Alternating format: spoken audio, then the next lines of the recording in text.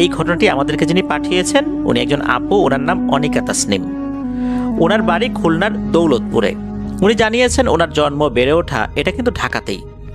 2017 সালের দিকে উনি যখন মাধ্যমিকের গণ্ডি পার করেন তখন পরিবারের সাথে উনি চলে যান খুলনার দৌলতপুরে। ওখানে ওনার দাদার আমলের অনেক পুরনো একটা বাড়ি ছিল, কিন্তু এই বাড়িটা কোনোভাবেই বাসযোগ্য ছিল না। ওই বাড়িটা ভেঙে নতুন করে তৈরি করা হয়েছিল। 4 রুম বিশিষ্ট একটা বাড়ি তৈরি করা হয়, মাঝখানে বারান্দা ছিল।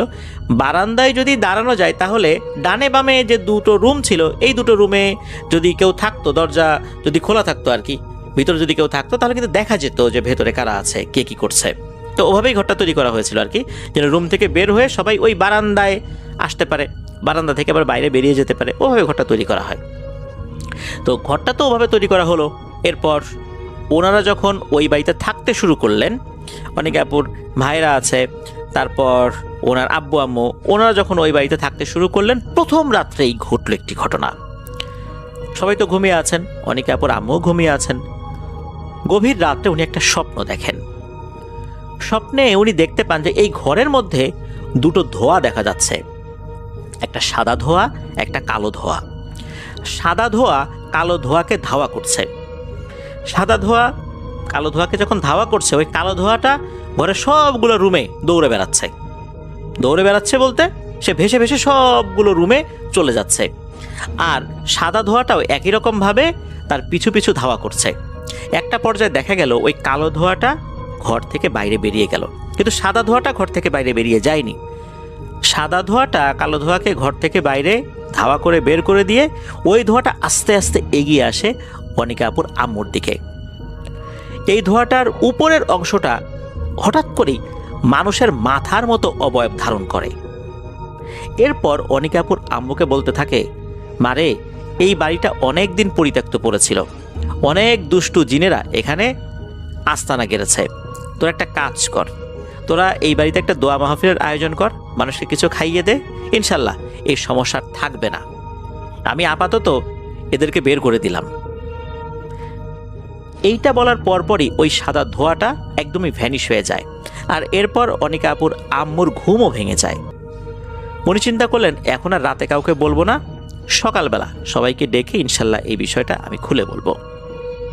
পরদিন সকালবেলা সবার উপস্থিতিতে উনি যখন এই স্বপ্নের বিষয়টি জানালেন, তখন অনিকা আপুর আব্বু উনি চিন্তা করলেন যে স্বপ্নে কি দেখেছে না দেখেছে, এই দোয়া অনুষ্ঠান করব, টাকা পয়সা খরচ করব, এটা ঠিক হবে কি না। কারণ একটা এই ধরনের প্রোগ্রাম করতে গেলেও তো টাকা পয়সা খরচ হয়, এমনিতে বাড়িটা করতে গেলে তো হাতে টাকা পয়সা কমে গেছে, এখন এটা করবেন কি করবেন না, এটা নিয়ে আলেমদের সাথে যখন পরামর্শ করলেন, কেউ কেউ বলেছেন যে না, এটা করার দরকার নাই। আবার কেউ কেউ বলেছেন যেহেতু উনি স্বপ্নে দেখেছেন, আপনাদের সাধ্য অনুযায়ী শরিয়ার ভেতরে থেকে যেভাবে দোয়া অনুষ্ঠান করা যায় সেভাবে করেন। তো এই পরামর্শটা অনিকা আপুর আব্বু গ্রহণ করলেন। তবে উনি একটু গড়িমসি করছিলেন বিভিন্ন কারণে। অনিকা আপুর আম্মুর চাপাচাপিতে তখন বিষয়টা একটু তাড়াতাড়ি করেই করার চেষ্টা করলেন। তো যখন ওনারা এই প্রোগ্রামটা করবেন, খুবই তো তাড়াতাড়ি এটা করতে হবে, যেহেতু স্বপ্নে একটা বিষয় দেখেছেন আর বাসায় কোনো ধরনের কোনো সমস্যা হলেও হতে পারে। তখন এই যে অনিকা আপুদের যে আত্মীয় স্বজন আশেপাশে আছে, ওই দৌলতপুরের যে মার্কেট, এগুলো নাকি সোমবারের দিন বন্ধ থাকতো। তাই চিন্তা করা হলো সোমবার দিন যদি এই অনুষ্ঠানটা করা যায়, আত্মীয় স্বজনরা আসতে পারবে। তো সোমবারের দিন এই অনুষ্ঠানটার আয়োজন করা হয়। কিন্তু রহস্যজনকভাবে ওই দোয়া অনুষ্ঠানে তাদের কোনো আত্মীয় স্বজনই সেভাবে আসেননি। ওনারা আয়োজন করেছেন অথচ কেউ আসলো না। বিষয়টা কেমন হয়ে গেল? এর কারণ কি? বন্ধের দিনে করা হলো, কারণ অনেকে ব্যবসা বাণিজ্য করতেন। সোমবার দিন অনেক সময় দেখা যেত যে অনেকেই ফ্রি থাকতেন, যেহেতু মার্কেট বন্ধ থাকতো, তাদের তো আসার কথা, কিন্তু কেউ আসলো না। এমন একটা সময় করা হয়েছিল যেন সবাই আসতে পারেন, তবুও আসলো না।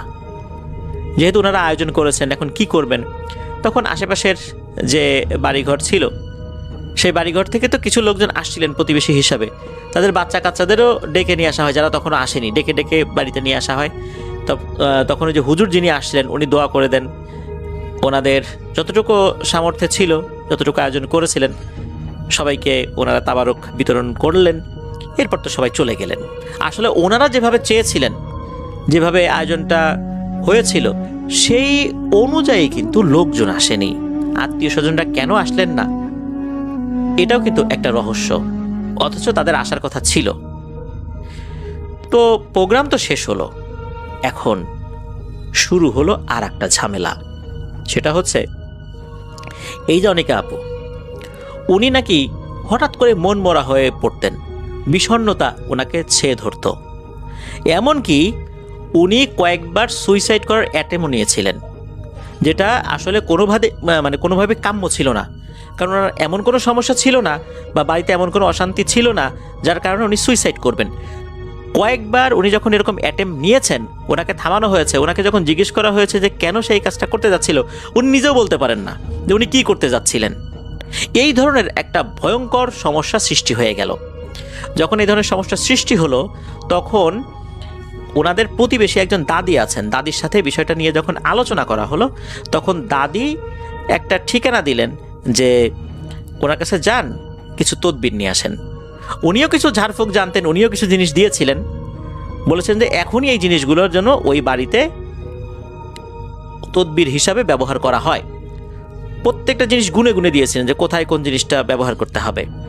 অদ্ভুত ব্যাপার হচ্ছে, ওনারা যখন বাড়িতে ফেরত আসছেন, ফেরত আসার পর দেখা গেল যেই জিনিসগুলো গুনে গুনে দেওয়া হয়েছিল, প্রত্যেকটা জিনিস থেকে 2-3টা জিনিস কম।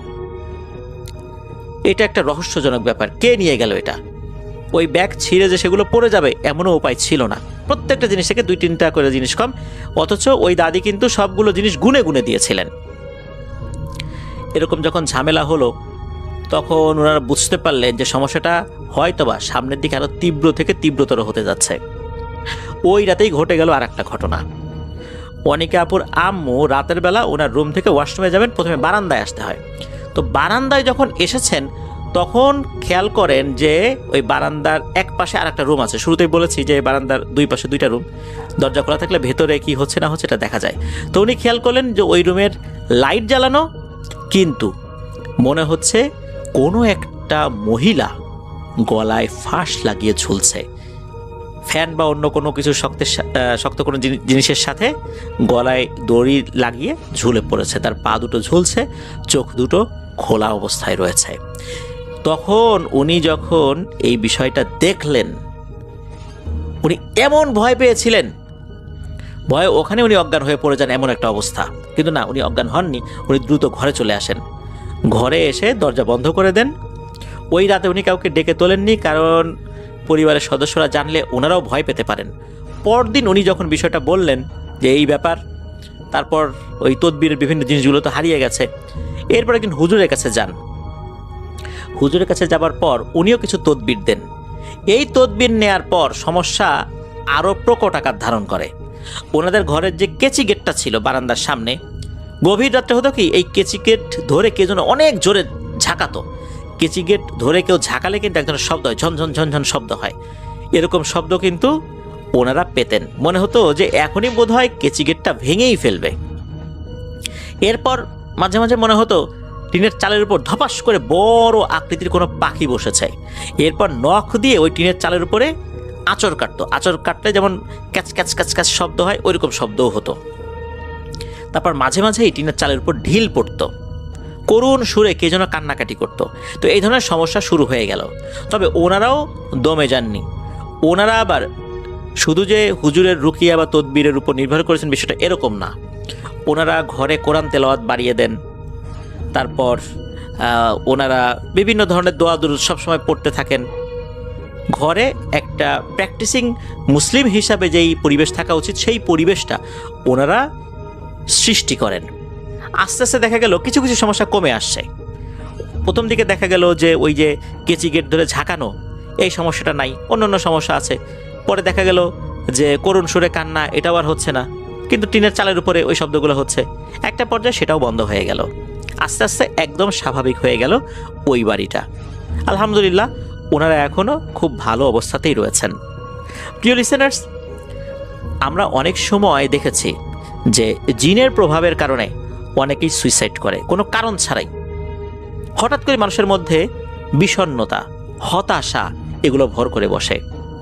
মানুষ চিন্তা করে, আহারে আমি তো এরকম একটা জায়গায় যেতে পারতাম, আমি কেন যেতে পারলাম না, আমার সাথে থাকা অনেকেই সেই জায়গায় চলে গেছে, সে অনেক ভালো করছে, আমার কেন হলো না, এরকম চিন্তা হঠাৎ করেই মানুষের মাথার মধ্যে ঢুকে পড়ে। তখনই শয়তান ধোঁকা দেয়, আর জিন শয়তানগুলো মানুষকে কুমন্ত্রণা দেয় যে তুই তো জীবনে কিছুই করতে পারলি না, ওই দেখ তোর সাথে থাকা ওই লোক কত কিছু করে ফেলছে। এরকম তো বিষয় আছেই। সেই সাথে মানুষ বিভিন্ন সময় মানুষ দ্বারা কিন্তু অপমানিত হয়, অনেক কটু কথার শিকার হয়, সেই বিষয়গুলো মানুষের মনে করিয়ে দেয়। তখন মানুষ আরও হতাশ হয়ে যায় যে হারে এই জীবনে কত অপমানিত হইলাম, বেঁচে থেকে লাভটা কি। তখন কিন্তু সে সুইসাইড করে।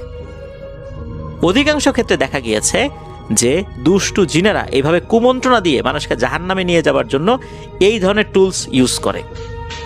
এই জন্য আমরা সব সময় সতর্ক থাকব।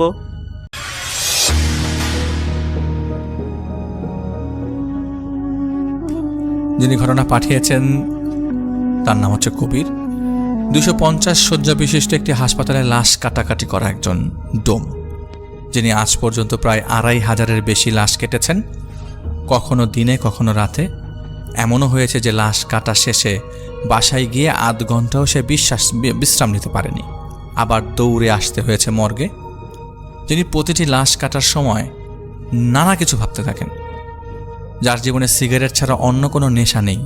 তাই আমি মার্জিয়া মেহজাবিন আবারও তাকে ঘটনার জন্য রিকোয়েস্ট করি, এবং সেই কবির ভাই আপনাদের জন্য আরও একটি দারুণ ঘটনা সংগ্রহ করে উপহার দিয়েছেন। তবে এই ঘটনাটি কবির ভাইয়ের নিজের সাথে ঘটনা, এটি তারই একজন কলিগের সাথে ঘটনা, যার নাম রকিবুল, এবং তার এটি আসল নাম নয়। ঘটনাটা ঢাকার কোনো একটা বড় সরকারি হাসপাতালের, যেখানে প্রতিদিনই ঢাকা শহরের বা তার আশপাশের অ্যাক্সিডেন্ট, মরে যাওয়া, খুন হওয়া অথবা আত্মহত্যা করা লাশগুলো আসত। ঘটনাটা 2000 সালের। রকিবুল তখন সেই সরকারি হাসপাতালের ডোম হিসেবে কাজ করত।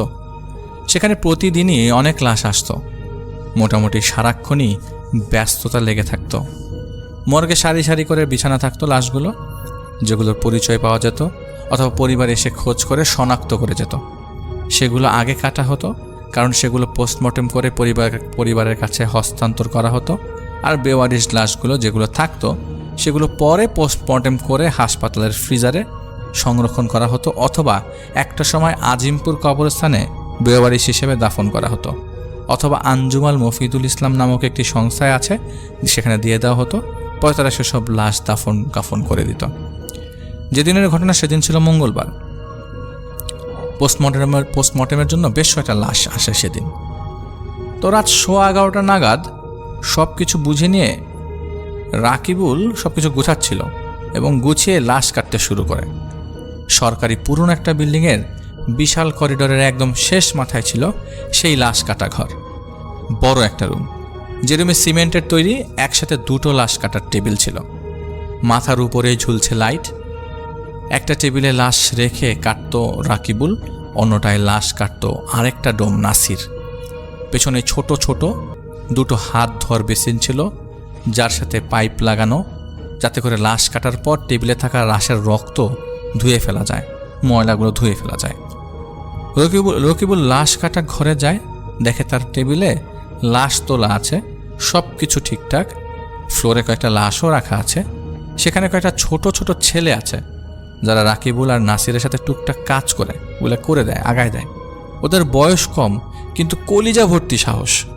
মাঝে মাঝে নিজেরাই নিজেদের হাত কেটে রক্তের স্বাদ নেয়। ওরাই লাশগুলো সিরিয়াল করে রাখে। লাশ আসলে বা বের করার সময় ট্রলিতে তুলে দেয়, অথবা নামানোর কাজগুলো ওরাই করে। বিনিময়ে লাশের পরিবার থেকে কিছু টাকা পায়, আর ওগুলা দিয়ে খাবার খায়, বিভিন্ন রকম নেশা করে। পাশের টেবিলে নাসির লাশ সামনে নিয়ে যন্ত্রপাতিগুলো মুছে নিচ্ছে। রাকিবুল নাসিরের সাথে টুকটাক কথা বলতে বলতে নিজেও লাশের টেবিলের সামনে যায় এবং যন্ত্রপাতি মুছে লাশের কাপড় সরিয়ে ফেলে লাশটা কাটার জন্য। লাশটা একটা হিজড়ার লাশ, আত্মহত্যা করেছে। বরিশালের গলাচিপাই বাড়ি, অজ্ঞাত কারণে জমিতে দেওয়ার কীটনাশক খায়।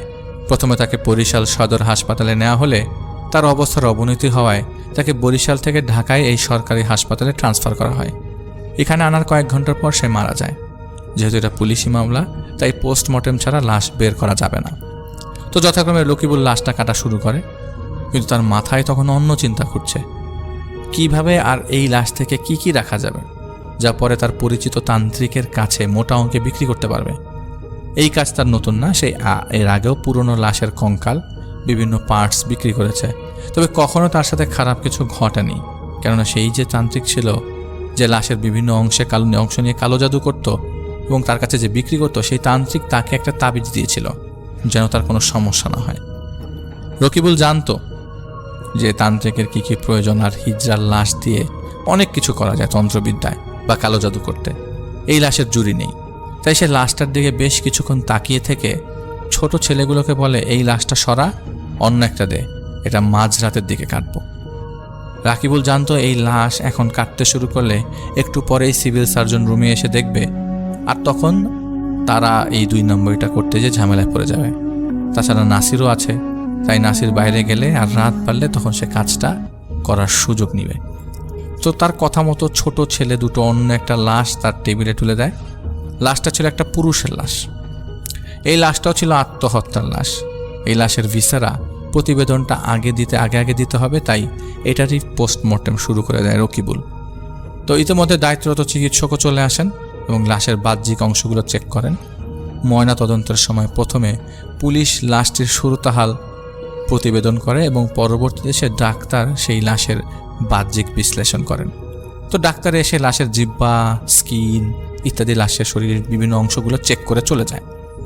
আসলে এখানে ডাক্তারদের সাথে থেকে লাশ কাটা পর্যন্ত থাকার কথা থাকলেও তারা কেবল এসে কোনো রকম চেক আউট দিয়ে চলে যায়। তো অনেকটা আউটডোরে রোগী দেখার মতো। পরে যেসব অংশ ফরেন্সিক বিভাগে বা ল্যাবে পাঠানো হয়, তখনই মূলত তারা সেখান থেকে প্রতিবেদন তৈরি করে জমা দেয়। রকিবুল এই কারণেই হিজড়ার লাশটি পরে কাটতে চায়, কারণ সেই লাশটি রাতে এসছে, পুলিশ কোনো রকম দেখে লাশ মর্গে পাঠিয়ে দিয়েছে, আর মর্গ থেকে যেভাবে লাশ যাবে সেই অনুযায়ী সেই রিপোর্ট করবে। তো লাশ ফেরত দিয়ে দেওয়া হবে, আরও ঝামেলা কম হবে। তো রকিবুল লাশটা কাটে, মস্তিষ্ক, লিভার, ফুসফুস ইত্যাদি কেটে সে ফরমালিনে রাখতে ভাবছিল ওই লাশ থেকে কি সরাবে। একটা সময় সেই লাশটা কাটা শেষ হয় এবং সেটার প্রয়োজনীয় নমুনাগুলো সংগ্রহ করে লাশটা নিচে নামিয়ে দেয়।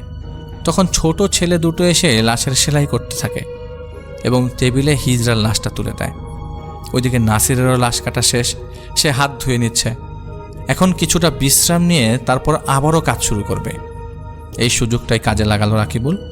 সে লাশের মাথার পেছনের অংশ থেকে চামড়াসহ কিছু চুল কেটে নিল, কিন্তু তার কেন জানি মনে হচ্ছে যে যখন চামড়াসহ চুলটা সে কাটছিল তখন লাশটা কাঁপুনি দিয়ে মৃদু একটা শব্দ করলো। ব্যথা পেলে আমরা যেমনটা শব্দ করি ঠিক তেমন একটা শব্দ।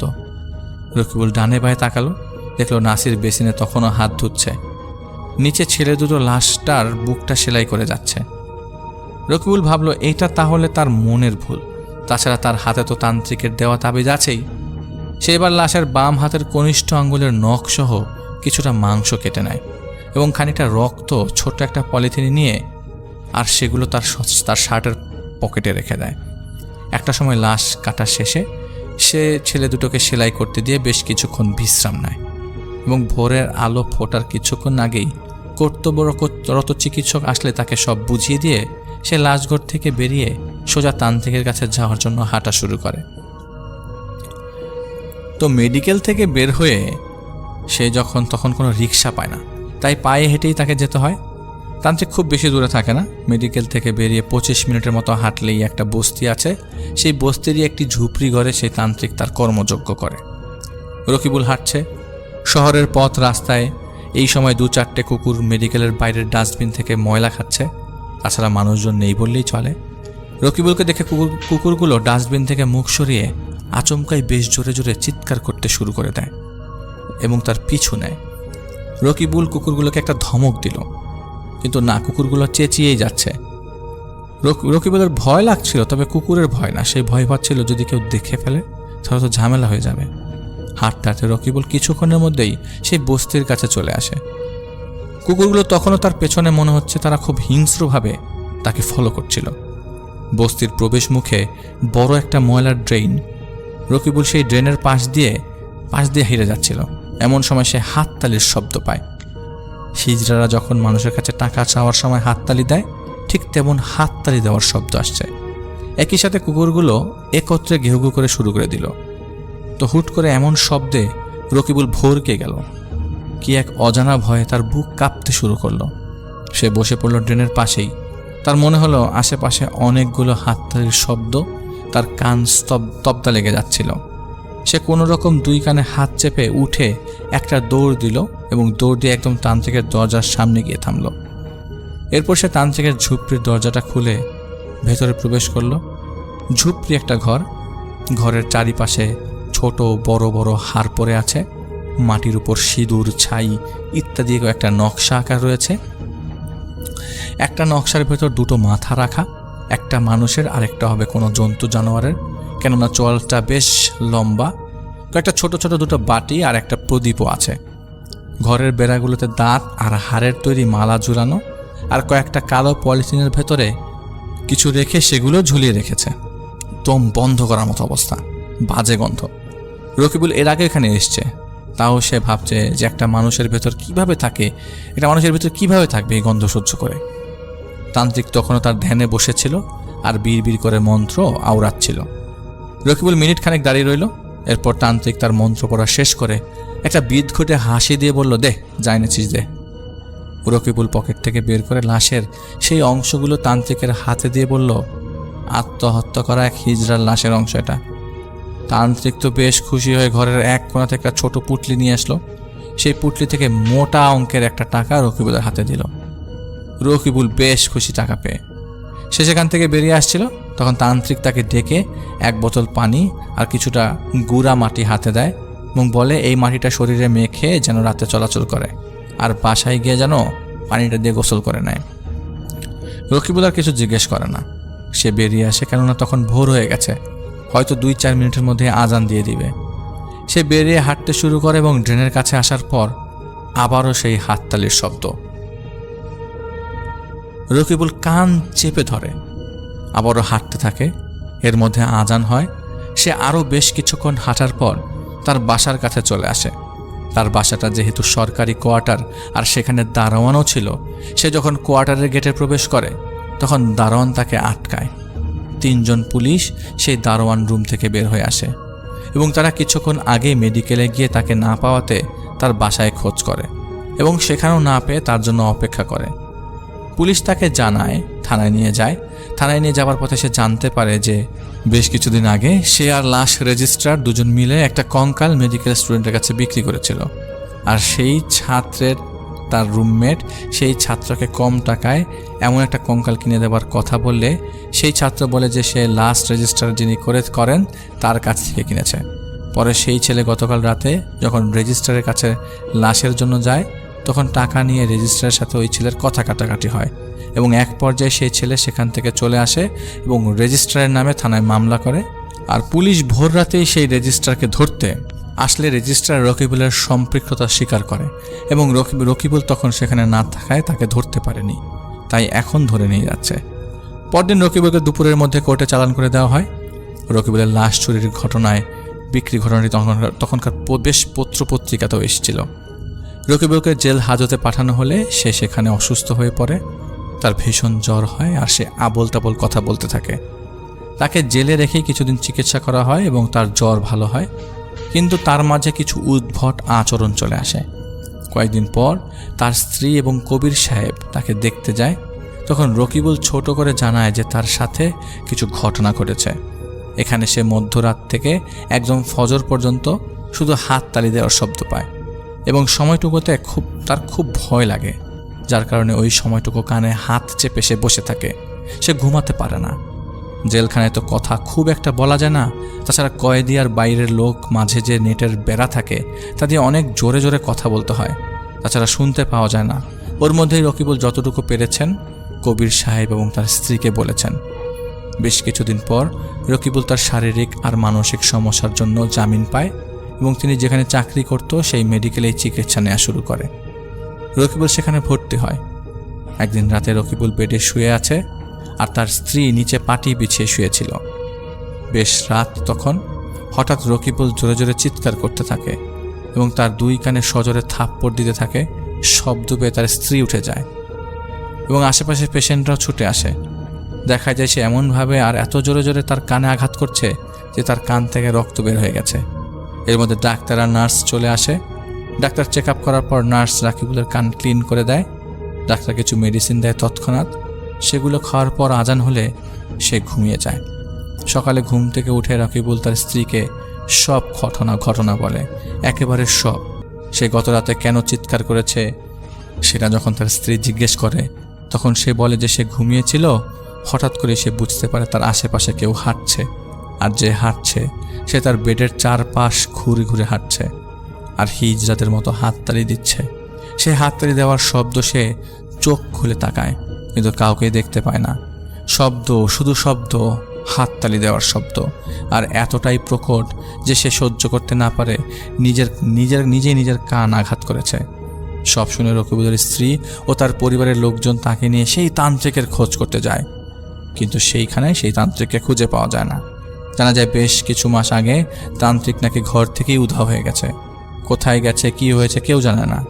তখন রাকিবুলের পরিবার তাকে নিয়ে গ্রামে যায় এবং কবির সাহেব সহ বিভিন্ন কবিরাজ রাকিবুলকে দেখে, কিন্তু কোনোভাবেই সে আর সুস্থ হয়ে ওঠেনি।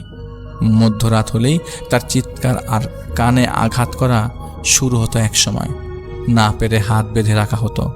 শেষে ডাক্তার দেখানো হলে কিছু মাস ঘুমের ওষুধে তার দিন কাটত, কিন্তু সারাদিন ঘুমালেও নির্দিষ্ট একটা সময়ে সে একই কাজ করত, অর্থাৎ চিৎকার আর কানে আঘাত।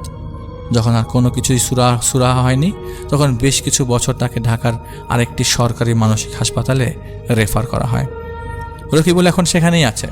তার মানসিক অসুস্থতার কারণে পরবর্তীতে মামলা বিচারাধীন অবস্থায় স্থগিত করা হয়। এটা ছিল কবির ভাইয়ের পাঠানো ঘটনা। ইনশাআল্লাহ সামনে আরও ভালো ঘটনা নিয়ে আসার চেষ্টা করা হবে। সবাই অন্যের ক্ষতি করা থেকে বিরত থাকবেন, কেননা জীবিত বা মৃত আপনি যারই ক্ষতি করছেন না কেন, সে না বুঝলেও অথবা তার কিছু করার ক্ষমতা না থাকলেও উপরের ওই আল্লাহর আছে। তাই আশা করি সকলেই ভালো থাকবেন এবং সবাইকে ভালো রাখবেন। আল্লাহ হাফেজ।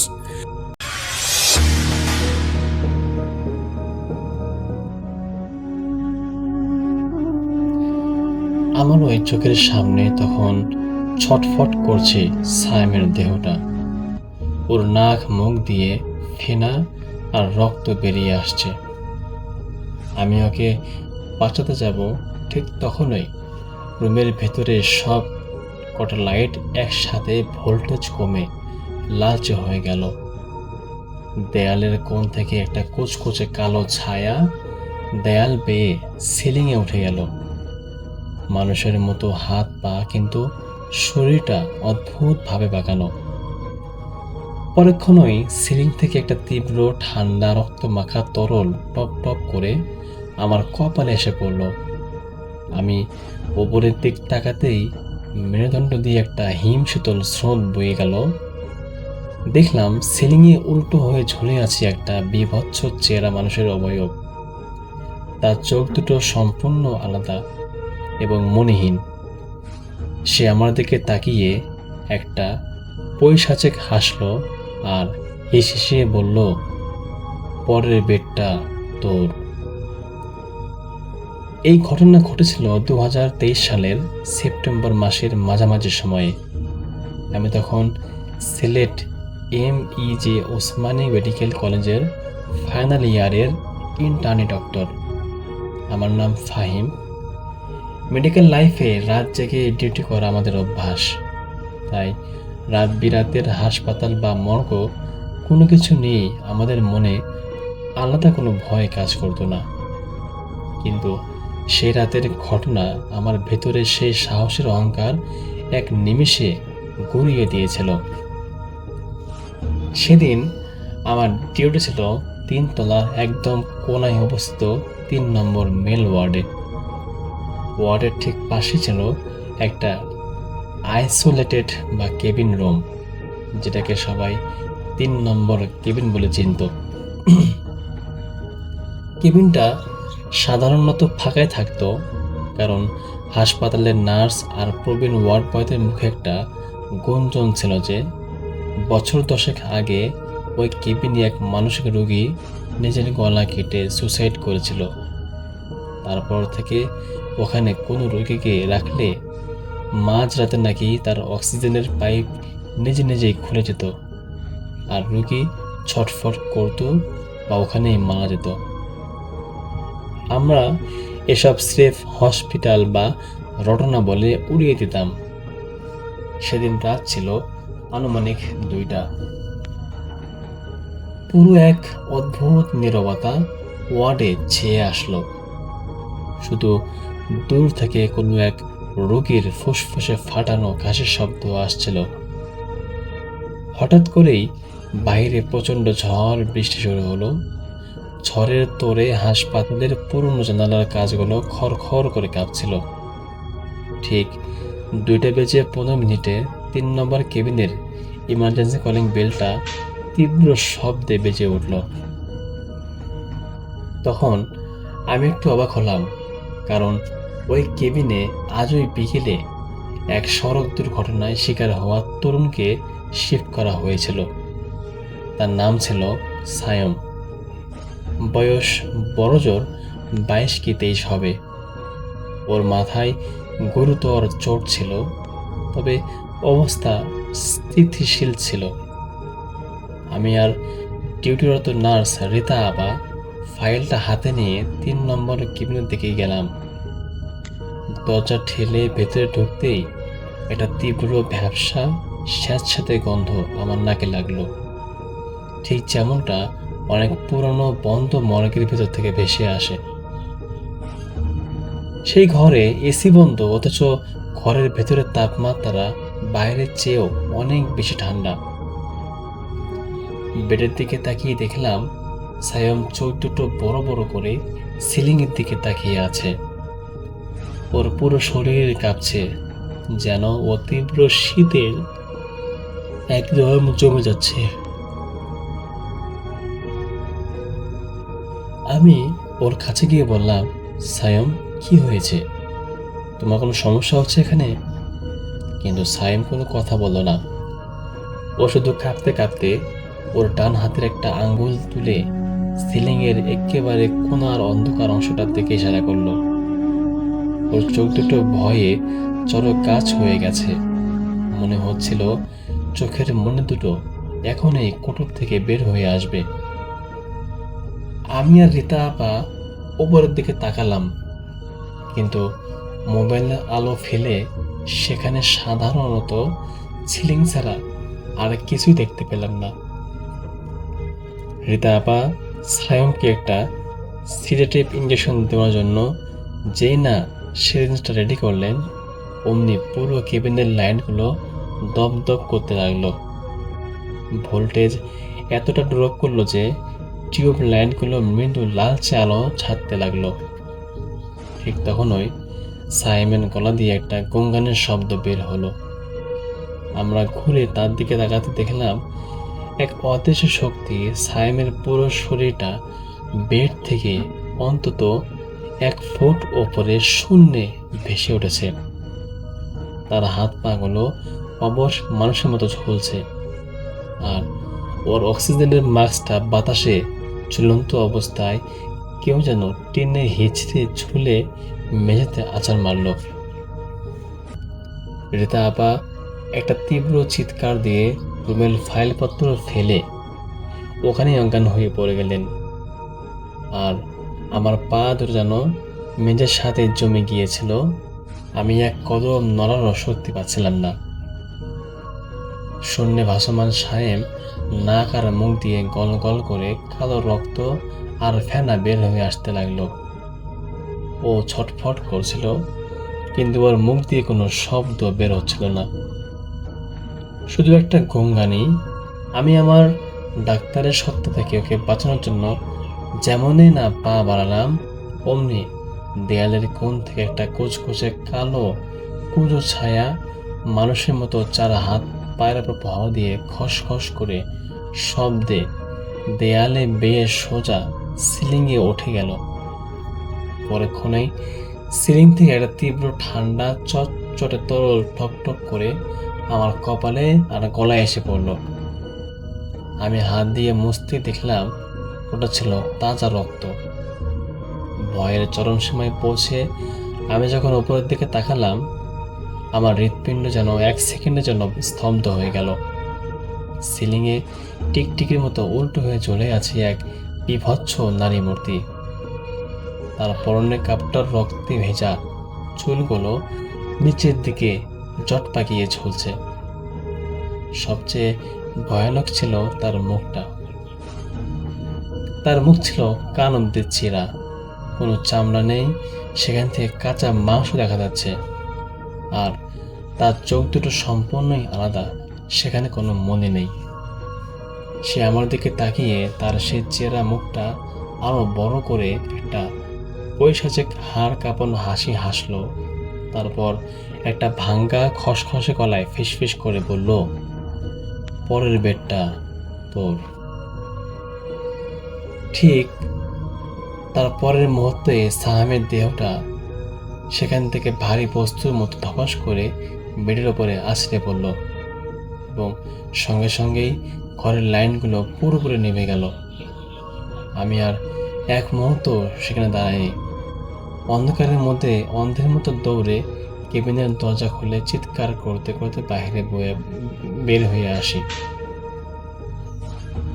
পরদিন সকালে সাইমের ডেড বডি যখন পোস্টমর্টম পাঠানো হলো, রিপোর্টে হার্ট অ্যাটাক কথা বলা হলেও ওর গলায় 5 আঙ্গুলের গভীর কালচে ক্ষত পাওয়া গিয়েছিল, যেন কেউ অত্যন্ত শক্ত করে ওর গলা টিপে ধরেছিল। আর রীতা আপা সে রাতের পর চাকরি ছেড়ে দিয়ে মানসিক হাসপাতালে চিকিৎসাধীন আছেন। আমি এখনও ডাক্তারি করছি, কিন্তু রাতের ডিউটি আমি পুরোপুরি ছেড়ে দিয়েছি।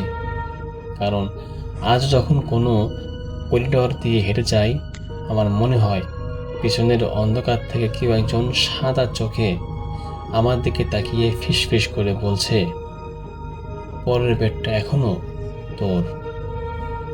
তো এই ছিল ভাই আজকের ঘটনা। আশা করছি আপনাদের ভালো লেগেছে। যদি ভালো লাগে আপনারা অবশ্যই লাইক, কমেন্ট, শেয়ার করবেন।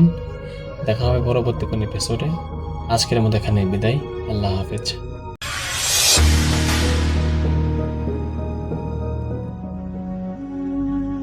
এই ঘটনাটি পাবেল শুনেছিলেন তার এক দুঃসম্পর্কের মামার কাছে, তার নানা বাড়ি গিয়ে ছোটবেলায়।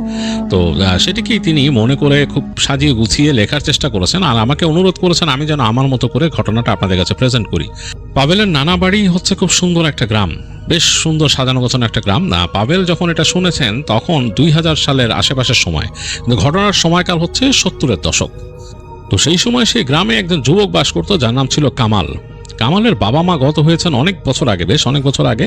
তার একমাত্র পরিবার, তার নিকটতম পরিবার হচ্ছে তার বড় ভাই।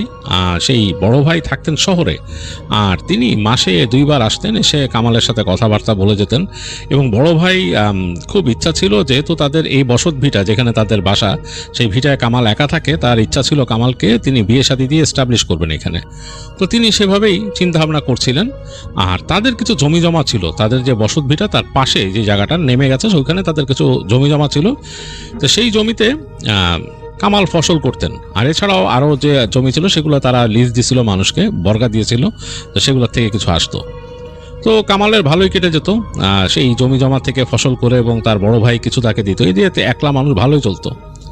আর কামাল বিকেলবেলা চলে যেতেন, তাদের নৌকা ছিল, পারিবারিক নৌকা, এবং বাসা থেকে বেশ খানিকটা দূরেই, মানে তাদের বাসা থেকে বের হয়ে বিশাল ফসলের মাঠ, এবং তারপরে ওই পাশে নদী। তো সেই নদীর সংকীর্ণ অংশে তারা নৌকা বেঁধে রাখত। তো কামালদের নৌকা ছিল, সেই নৌকা নিয়ে কামাল বেরিয়ে যেতেন, মাঝে মাঝে মাছ ধরতেন। তো মাছ ধরে তার নিজের চাহিদা তো মিটতো, আবার বেশি ধরতে পারলে তিনি বিক্রিও করতেন। তো এইভাবেই চলতো কামালের সময়, এবং কামাল বেশ সুখী ছিলেন। তো একদিনকার ঘটনা, কামাল এরকম দিনের বেলা তার কাজকর্ম সেরে ভাল লাগতেছিল না তার, বিকালের পরে তিনি বের হয়েছেন, ফসলের মাঠ ধরে যাচ্ছেন, তার জাল, তার বড়শি এগুলোর সাথে নিয়ে। তার ইচ্ছা হচ্ছে মাছ ধরবেন, বেশ রাত পর্যন্ত মাছ ধরবেন। যদি ভালো মাছ টাছ পান তাহলে তিনি ওই নৌকার মধ্যেই রান্না বাড়া করে খাবেন, খেয়ে ওখানে ঘুমাবেন। আজকে আর তিনি ওই মাঠ পার হয়ে ব্যাক করবেন না রাতে। তো এই চিন্তা করে কামাল যাচ্ছেন, এবং ফসলের মাঠের মধ্যে দিয়ে যাচ্ছেন, বেশ ভালো লাগতেছে। বিকাল তখন গড়ায় গেছে, খুব সুন্দর একটা পড়ন্ত বিকেলের আলো এসে পড়ছে ফসলের মাঠে, ফসলের মাঠগুলো বাতাসে দুলতেছে, খুব সুন্দর লাগতেছে তার কাছে। এবং দূরে তিনি দেখতে পাচ্ছেন যে ওই নদীর একটা রেখা ওদিক দিয়ে গেছে, ওইটা দেখা যাচ্ছে নদীটার একটা আবছা রেখার মতো মনে হয়। তো যাই হোক, হাঁটতে হাঁটতে এক সময় এই ফসলের ঘ্রাণ নিতে নিতে তিনি পৌঁছায় গেলেন তার নৌকার কাছে, যে দেখলেন যে আরও একটা নৌকা বাঁধা আছে, ছলাৎ ছলাৎ করতেছে, বাড়ি মারতেছে পাড়ে এসে। তো গিয়ে তিনি হেঁটে গিয়ে নৌকার মধ্যে জিনিসপত্র রেখে নৌকাটাকে নিয়ে বের হয়ে গেলেন নদীতে। নদীতে যে তিনি দেখতেছেন কোথায় তিনি মাছ মারবেন, চিন্তা ভাবনা করতেছেন। তার ইচ্ছা বড়শি দিয়েও মাছ ধরা এবং জালও ফেলা, মানে দুটোই তার ইচ্ছা আছে। মানে যখন যেটা ভালো লাগে আর কি, তিনি সব রকমভাবে মাছ ধরতে অভ্যস্ত ছিলেন। তো যাই হোক, তো বেয়ে বেয়ে যাচ্ছেন নৌকা, সামনে যেতে যেতে তিনি একটা জায়গা বেশ পছন্দ ছিল তার। এটা হচ্ছে নদীর একটা অংশে নদীটা মোটামুটি একটু সংকীর্ণ হয়ে গেছে, কিন্তু সেইখানে অনেক গাছপালা নদীর দুই পাশে। এক পাশে হচ্ছে একটা মানে এরকম মানে পাড়ের মধ্যে ঘাস হয়েছে উঁচু উঁচু, এবং তারপর বেশ সামনে গেলে গাছগাছালিতে ভরা, মানে একেবারে বনের মতো। আর আরেক পাশে ওইখানে একটা বাংলো আছে। ওইখানকার একজন লোক ছিলেন, বেশ সম্মানীয় লোক, তার একটা বাংলো ছিল ওইখানে। ওই বাংলোটা এখন পরিত্যক্ত হয়ে আছে, মানে কোনো একটা কারণে, তাদের পারিবারিক কোনো সমস্যার কারণে, মানে দেখা যাচ্ছে যে মানে রাতারাতি তারা ওখান থেকে চলে যায়। তো তাদের একজন কেয়ারটেকার আছে যে ওইটা এখন দেখাশোনা করে, কিন্তু এই বাংলো পরিত্যক্ত হওয়ায় ওই জায়গাটাকে বেশ রহস্যময় মনে হয়। মানে কামাল অনেকবারই রাতের বেলা আশপাশ দিয়ে গেছে মাছ ধরতে, তো সে তাকায় থাকে, তার কাছে অন্যরকম লাগে।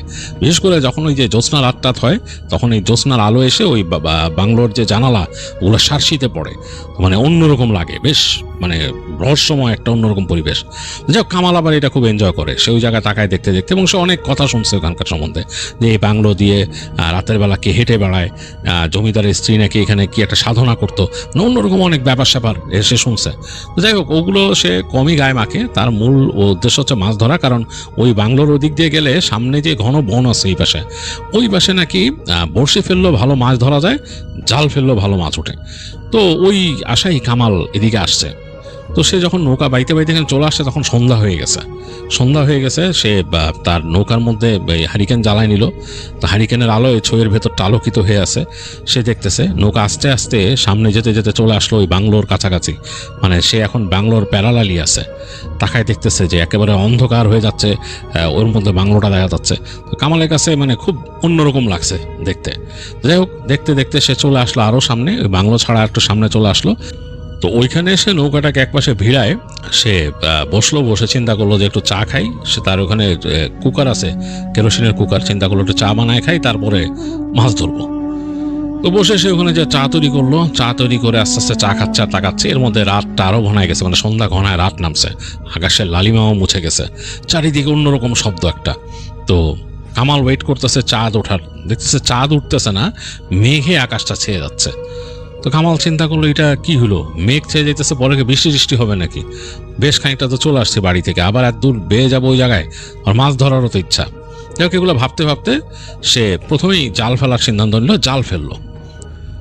তো অন্ধকার রাত, যেহেতু আকাশের চাঁদটাই মেঘে ঢেকে আছে চারিপাশ, আর এর মাঝে হারিকেনের আলো কেমন যেন একটু রহস্যময় লাগতেছে, এবং দূরে ওই বাংলোটার ওই উঁচু উঁচু দালানগুলো দেখা যাচ্ছে। তো পুরো জায়গাটা জানি কেমন লাগতেছে। এর মাঝে সে জাল তুলতেছে, যে ওই জালের কাঠি ক্যাট ক্যাট ক্যাট ক্যাট বাড়ি লেগে শব্দ করতেছে, এবং জাল একটা টানার শব্দ পাওয়া যাচ্ছে, মানে অন্যরকম। আর রাতের বেলা এই গাছপালার ভেতর থেকে ঝিঝি পোকা ডাকতেছে, মানে একেবারে ডিফারেন্ট একটা জিনিস। তা কামালের কাছে বেশ ভালো লাগতেছে। সে জাল তুলে মাছ বের করবে কি, তার কাছে মনে হইতেছে মুহূর্তটাই এনজয় করার জিনিস, এগুলোই সে এনজয় করতো। এবং সে যদি একা থাকতো, তার কাছে এই একাকিত্বের ভেতরে নতুন নতুন কিছু জিনিস সে আবিষ্কার করে নিত আনন্দ পাওয়ার মতো। যাই হোক, জাল তুলে ফেললো, জাল তুলে দেখলো জালে বেশ কিছু ছোট ছোট মাছ উঠছে। তো সেই মাছগুলোকে সে ওখান থেকে করে নিতেছে, এবং এগুলো নদীর ছোট মাছ, খুব মজার। তো সে নিয়ে তার ওই যে নৌকার পাটাতন ছিল ওখানে তলে ঢুকাইতেছে সব। তো সেগুলো ঢুকাই দিয়ে সে আবার জাল ফেললো, আবার তুললো, ছোট ছোট মাছ উঠতেছে। তো সে চিন্তা করলো যে এইবার বড়শি দিয়ে ট্রাই করি, বড় কোনো মাছ পাই কিনা। জালে কোনো বড় মাছ ওঠে নেই। তো যাই হোক, জালটাকে সরায় রেখে সে বড়শিতে আদার পরায় বড়শি ফেললো, এবং বড়শি ফেলার সময় সে নৌকাটাকে আরেকটু সাইডে নিয়ে গেল। ওইখানে বেশ কিছু গাছপালার মানে একদম মানে আচ্ছাদন আছে, মানে একদম নদীর এই পাশে চলে আসছে গাছপালাগুলো। তো ওখানে বসে মারলো, একদম ছায়ার মধ্যে, অন্ধকার ছায়ার মধ্যে টপ করে তার বড়শি পড়লো। হ্যারিকেনটা নিয়ে এসে সে বসলো সামনে, বসে সে ওয়েট করতেছে। বেশ খানিকক্ষণ ওয়েট করার পর হঠাৎ করে তার এই বড়শিতে নাড়া পড়লো, এবং দেখলো যে বেশ এরকম সুতা নিয়ে যাচ্ছে। তো সে তাড়াতাড়ি দেখলো কি খেলাটা শুরু করলো, বড়শিটাকে এরকম টানতেছে, আর এই পাশে হারিকেনটাকে আরও সামনে নিয়ে আসছে দেখার জন্য কি ব্যাপার। যেইভাবে টানতেছে তার বড়শি, তার কাছে মনে হলো বড় কোনো মাছ আসছে, বেশ খেলাইতেছে তার সাথে, এবং সে ভয় পাচ্ছিল যে ছিঁড়ে নিয়ে চলে না যায়। তো অনেক খেলাচ্ছে সে। কামালও বেশ ভালো একজন মানে বৈশাল, সে ভালোই মাছ ধরতে পারে। তো অনেকক্ষণ ধরে এরকম চেষ্টা করতে করতে মাছটাকে কাছে নিয়ে আসলো ফাইনালি। তো সে দেখলো প্রথম লেজের বাড়িটা পানির মধ্যে ধপাস করে লেজের বাড়ি দিল মাছ। তো সে বুঝতে পারলো বেশ বড় মাছ, এবং সে ধারণা করে নিল মাছটার মানে মোটামুটি 3-4 কেজি তো হবেই মিনিমাম।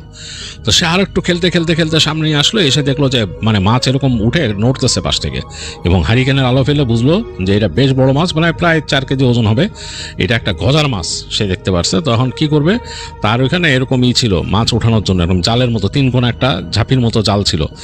তো ওইটা পানির নিচে দিয়ে সে মাছটাকে তুলে ফেললো। মাছ নড়তেছে ওই ঝাঁপির মধ্যে, এরকম করে নড়তেছে। সে টেনে তার ইসেনে খুব খুশি, 2 হাতে মাছ ধরে সে মানে তার খুব মানে মজা লাগলো যে এরকম এত বড় একটা মাছ প্রায় 4 কেজির মতো ওজন হবে, সে বুঝতে পারতেছে। এই সময় মেঘ ডাকলো, গুরুগম্ভীর মেঘ, গুরুম গুরুম করে মেঘ ডাকতেছে মেঘের উপরে, এবং আকাশের মধ্যে দেখলো বিজলিও চমকাইলো পিছনে। তো বুঝলো যে ঝড় বৃষ্টি আসতেছে। তো তাড়াতাড়ি মাছটাকে সে রাখলো, তার ওই পাটাতনের নিচেই রাখলো। মাছ লাফাচ্ছে, ঠাপাস ঠাপাস করে লাফাচ্ছে নিচে। তো সে চিন্তা করলো আবার ফেলি, যদি মাছ আরেকটা পাই বা আরও যদি পাই, সে আবার বড়শি ফেললো। বড়শি ফেলে বসতে কিছুক্ষণের মধ্যে আবার তার টান পড়লো সেই বড়শিতে, আবার খেলানো পালা, এবং বুঝলো যে এই বেশ বড়ই।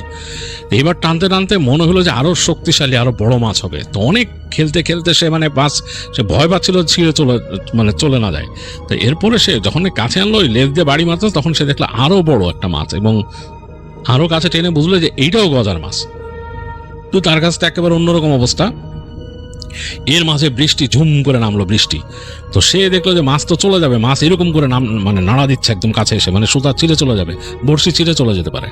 সে তাড়াতাড়ি ওই জাল দিয়ে ফেললো। ওখানে জাল দিয়ে মাছটাকে তুলতে যেয়ে বুঝলো যে এটা আরো বড় হবে, এটা মনে হয় 5 কেজি হবে।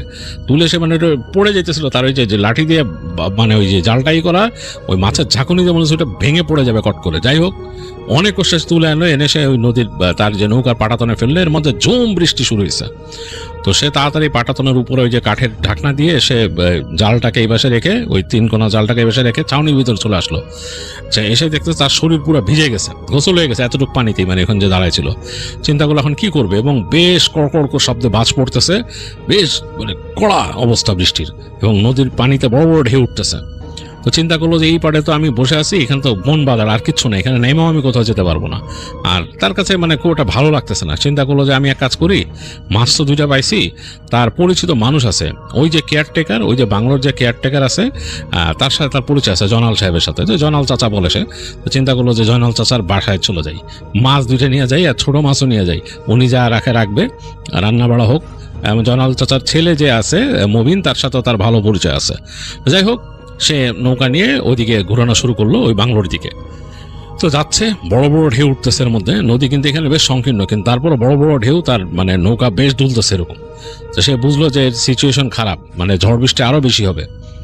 তো এক সময় সে নদীর ওই পারে চলে আসলো, বাংলোর ওইখানে এনে সে নৌকাটাকে টেনে উঠে একদম অনেকখানি উপরে নিয়ে আসলো, যাতে ওই পানি বেড়ে গেলে বা জোয়ার আসলে যাতে আবার ভেসে না যায়। তো ওইখানে নিয়ে টেনে একদম উপরে নিয়ে ওই জায়গায় সে তার যে অ্যাঙ্কর আছে, অ্যাঙ্কর দিয়ে আটকায় দিয়ে বুঝলো যে এখন তার নৌকা যাবে না। তো সে ওই মাছগুলাকে বাঁধলো, ওই নৌকার মধ্যে সুতলি ছিল, বড় মাছ 2টা সুতলি দিয়ে বাঁধলো, আর ছোটগুলাকে সেরকম হাঁড়িতে উঠায় সব কিছু নিয়ে, হারিকেনটা সহ, বৃষ্টি পড়তেছে, সে রওনা দিল ওই জয়নাল যে আছে ওনার বাসার দিকে। তো তিনি বুঝতেছে যে জয়নাল চাচার বাসায় গিয়ে মাছ টাছ নিয়ে গেলে তারা খুব খুশি হবে, সে বুঝলো, কারণ জয়নাল চাচা, তার স্ত্রী আর তার ছেলে থাকে ওখানে। তো সে হাঁটতে হাঁটতে যাচ্ছে এবং বাংলোর দিকে তাকাইতেছে, মাঝে মাঝে কড়কড় শব্দে বাজ পড়তেছে, এবং বাংলোটা আলোকিত হয়ে যাচ্ছে। এবং তাকায় দেখে কামাল মনে মনে চিন্তা করতেছে যে এত সুন্দর করে বানাইছিল, এই লোকটা কেন গেল। তখন সে চিন্তা করতেছে যে যতটুকু শুনছিল যে এই যে বাংলোর যে মালিক ছিলেন, তিনি বড় ব্যবসায়ী ছিলেন, তিনি শহরে ব্যবসা করতেন দূরে, এবং তিনি এখানে আসতেন, সপ্তাহে একবার আসতেন। তখন তার স্ত্রী এখানে থাকতো, তার স্ত্রী নাকি কি সাধনা করতো এখানে, যেটার জন্য অনেক সমস্যা গেছিল। অনেকে বলছিল যে তিনি জাদুকরী ছিলেন এবং তিনি জাদু করতেন, এরকম ব্যাপার স্যাপার। তো অনেকে বলছে যে ওনাকে নাকি মানসিকভাবে এই ভারসাম্যহীন করে ফেলছিল ব্যবসায়ীকে। তারপরে আর কি সমস্যা হয়েছে, তারা এখান থেকে চলে গেছে, এবং এটার এখন দায়িত্বে এই জায়গায় আছেন এই জয়নাল চাচা, দেখাশোনা করেন। তার শহর থেকে লোক আসেন, ওই ব্যবসায়ীর লোক এসে যেগুলা তার কাছ থেকে হিসাব কিতাব করেন, বা তাদের মানে টোটাল ব্যাপারটা বুঝে নেন আর কি। তো যাই হোক, এগুলো চিন্তা করতে করতে তাকাইতে সে গেল হাঁটতে। তো যখন সে হেঁটে চলে আসছে ওই জয়নাল কাকার যে ঘর, একটা আলাদা ঘর ওইখানে, ওইটার কাছে আস্তে সে তাকায়, হঠাৎ দেখলো যে বিজলির একটা চমকে মনে হলো যে জানালার মধ্যে কে দাঁড়ায় আছে, মানে মনে হলো জানালায় মানুষ দেখলো। তো কামালের কাছে অবাক লাগলো, জানালায় মানুষ, মানে এখানে কি মানুষ আসছে, মানে এখানে কেউ এসে উঠছে আবার। এগুলো চিন্তা করতে করতে সে জনাল কাকার ঘরে যে দরজা নক শুরু করলো। এখানে, হে জনাল কাকা, হে মবিন, এই দরজা খোল, দরজা খোল, আমি কামাল, বারবার বলার পর তখন বৃষ্টির মানে হ্যাচলা এসে পুরো ভিজে যাচ্ছে। তো এক সময় দেখলো মবিন দরজা খুলছে, জনাল কাকার ছেলে। তারা বলে, কিরে কি অবস্থা তোর, এর ভিজে পড়ে কোত্থেকে গেলি, তোর হাতে কি এটা, তুই মাছ ধরেছিস? তখন বলতেছে যে হ্যাঁ মাছ ধরছি, দেখ বেটা 2টা মাছ দেখ এরকম। আর ওই যে হাড়ি দেখালো, বলে ওর মধ্যে আছে আরো ছোট মাছ। তো খুব অবাক মবিন, তো একদম বলে, তুই তো কাজ সেরে ফেলছিস, সেটা কি এত বড় মাছ? এই বলে তখন তার বাবাকে ডাকলো, আব্বা দেখে যাও এই কামাল কি নিয়ে আসছে। তো জনাল চাচাও বেরোলে একটু পরে, দেখলো মাছ দেখে পুরো অবাক। তার স্ত্রী ওদিক থেকে উকি দিলেন, দেখে বললেন। তো তখন কামাল বলতেছে যে কাকি, এ মাছ রান্না করেন, মাছ খাবো। তো ওই কাকি বলতেছে, মাছ যে বড় বাবা, এ রানতে রানতে তো অনেক রাত হবে, তুমি কি আজকে থাকবা? তো কামাল বলতেছে, হ্যাঁ কাকি আজকে আপনাদের এখানে থাকবো, আপনাদের এখানে খাবো, খেয়ে আপনাদের এনে ঘুমাবো। তো কাকি বলছে, আচ্ছা বাবা যাও, তো হাত মুখ ধুয়ে আসো যাও। তো মবিনকে বললো কামাল, দেয় আমার নিয়ে চল। তো মবিন তখন সাবান সহ নিয়ে গেল কামালকে, নিয়ে যেয়ে সেই তাদের চাপকল ছিল, চাপকলের কাছে মবিন চাপকল চাপতেছে আর কামাল হাত মুখ ধুচ্ছে সেই পানি দিয়ে, আর গল্প করতেছে। আকাশ তো অন্ধকার, চাঁদ নাই, মেঘ, বৃষ্টি হচ্ছে, একেবারে মেঘে ঢেকে আছে। এর মাঝে মাঝে মাঝে বিদ্যুৎ চমকাচ্ছে। তো বিদ্যুৎ চমকাইলে ওই ফ্ল্যাশে চারপাশে অনেক দূর পর্যন্ত দেখা যাচ্ছে। কেমন জানি একটা ভীতিকর, ওই পাশে যে মানে গাছগাছালির যে বনের মতো জায়গাটা ভীতিকর লাগতেছে। ওই যে বাংলো বাড়ির ওই পাশেও বিশাল গাছপালা দিয়ে কিন্তু ঘেরা। তো ওই জায়গায় তাকায়, ওইদিকে তাকাচ্ছে, তাকায় তাকায় কামাল বলতেছে মবিন ডেকে, এই মবিন তুই ভয়টা পাইস না তোরা? বলে কেন? ওই জায়গা তো কেমন ভয়ঙ্কর দেখতে। বলে যে এই জায়গায় ভয়ঙ্কর, এখন কি করার আছে, আমরা তো এখানে থাকি, আমার আব্বা এগুলো দেখাশোনা করে, এখন তো কিছু করার নাই। এই দেখে তো কেমন ভয় লাগে, দেখ এই যে যখন যতবার বিজলি চমকাইতেছে কেমন লাগতেছে। এগুলো বলতে বলতেই কামালের আবার চোখ পড়লো ওই যে জানালার কাছে। ওইখানে সে এইবারও এই বিজলির আলোতে দেখে মনে হলো যে একটা মহিলার অবয়ব দেখলো, অ্যাজ ইফ একটা মহিলা ওখানে দাঁড়ায় থাকলে যেরকম লাগে, চেহারা টেহারা বোঝা যাচ্ছে না, মনে হচ্ছে শাড়ি পরা কোনো মহিলা ওখানে দাঁড়ায় আছে, বিজলির আলোতে দেখছে। তো সে তখন বললো মবিনকে, এই তোদের এখানে কি মানুষ আসছে নাকি? অন্ধকারের মধ্যে মনে হয় মহিলা দাঁড়ায় আছে বারান্দায়, ওই যে জানলার কাছে, ওই জানলার কাছে। তখন মবিন বলছে, এই তুই হাত দিয়ে এগুলো দেখিস না, হাত মুখ ধরতো তাড়াতাড়ি। তো কামাল ধুলো একটু অবাক। কামাল বলে, কি ঘটনা কি, তুই এরকম ভয় পাস কেন? তো কোনো কথা না বলে সে চলে আসলো। তারা বাসার মধ্যে অলরেডি তো ভিজা ছিল, কামালকে গামছা দিল মবিন, এবং সে হাত মুখ মুছে টুছে ঘরের মধ্যে ঢুকলো, মানে মবিনের যে ঘরটা ওখানে ঢুকলো। ঢুকে বসে গল্প করতেছে, মানে বিভিন্ন এটা ওইটা জিজ্ঞেস করতেছে মবিন কামালকে। কামাল বলতেছে, এই তুই ওই জায়গায় দেখানোর পর এরকম করলি কেন, মানে ওখানে কি সমস্যা কি? আমি তো দেখছি এক মহিলা। ওইদিকে হাত দিয়ে দেখাস না, ওই জায়গায় উল্টাপাল্টা কথা আছে, জানাস না তুই? বলে কি? এই মানুষ এখানে দেখে, জমিদারে বউরে দেখে ওইখানে, তার অনেকেই দেখে। তো তখন কামাল বলতেছে, তুই দেখছিস? আমি দেখি নাই, আমি অনেক সময় রাত্রেবেলা এখানে শব্দ পাই, অনেকে যেন হেঁটে যায়, শর্ট করে হেঁটে যায়, আমি নুপুরের শব্দ পাই, অনেক কিছু আছে এখানে। আর এই বাসা তো মানে আমি আমার বাবারে বলছিলাম যে এই চাকরি ছেড়ে দাও, বাবা বলে যে এই বয়সে আর কি কাজ পাবো, এর জন্য বাবা করে না। বাবার ইচ্ছা যে আমি যে পড়াশোনা করছি কলেজ পর্যন্ত, বাকিটা আমি শহরে যে মানে পড়াশোনা করবো, আরো বড় ডিগ্রি নিব। বাবা যতদিন পারে এখানে নির্ভেজাল কাজ করে যেতে চায়, এর জন্য বাবা যায় না। কিন্তু এই জায়গা ভালো না রে বেটা। তো তখন কামাল বলতেছে যে, আর তুই কি কস, আমার কাছে তো বেশ মজা লাগতেছে, আমার ইচ্ছা করতেছে এনে ঘুরে দেখতে। না ওই নামও নিস না, ঘুরে দেখতে মানে কি বলতে চাস তুই? বলে, না বেটা, আমি তো তোদের এখানে শুনছি, তোদের এখানে কি বলে জাদুটোনা করতো, জমিদারে বউ কি সব বলে আছে এখানে। তো তখন মমিন বলতেছে যে, হ্যাঁ আমিও শুনছি এখানে, এবং এখনো মাস 2-3 পর কিন্তু আসে, কিছু লোক আসে, এরা রাত্রেবেলা এখানে এসে কি সাধনা টাধনা করে, কি ভোগ টোক দেয়। তো তখন কামালের খুব আগ্রহ হলো শুনতে। বলে, কি ভোগ দেয় মানে? কারে বেটা, এখানে কালো ছাগল নিয়ে আসে, তারপর আরো অনেক কিছু নিয়ে আসে, বড় মাছ নিয়ে আসে, আইন এখানে ভোগ দেয়। তো বলে, কি ভোগ দেয়?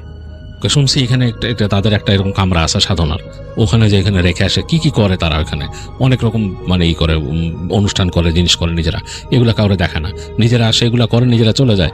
মাঝে মাঝে আমি উকি টুকি দিয়ে দেখছি আর কি এরকম অবস্থা। তো তখন বলে, কি রে, ভোগ দিয়ে কি কাজ হয় এদের? কিছু তো মনে হয় এদের ব্যাপার স্যাপার আছে, নাহলে কেন দেয়? তো কামাল বলে যে, আমি যাই, আমি যে দেখতে পারি না কিছু। তোর কি মাথা খারাপ, তুই যাবি? তুই আমার সাথে চল। মবিনে বলো, মবিন বলে, আমি কখনোই যাবো না, আমি এখানে থাকি, তোর মাথা খারাপ, আমি এখানে যাবো। কামাল তাকে খুব মানে ইনসিস্ট করতে থাকে। মবিন বলে, আর এগুলো বাদ দে তো, তুই অন্য কথা বল। তো যাই হোক, দুজনে অন্য গল্প করতেছে। তো এক সময় এই গল্প করতে করতে একটু রেস্ট নিতে দেখা যায় ঝিমায় কিছুক্ষণ কামাল। তো তারপরে দেখা যায় রান্না হয়ে গেছে চাচি উনি ডাক দেয় আর কি তাদেরকে খেতে। তো তারা দুজন খায়।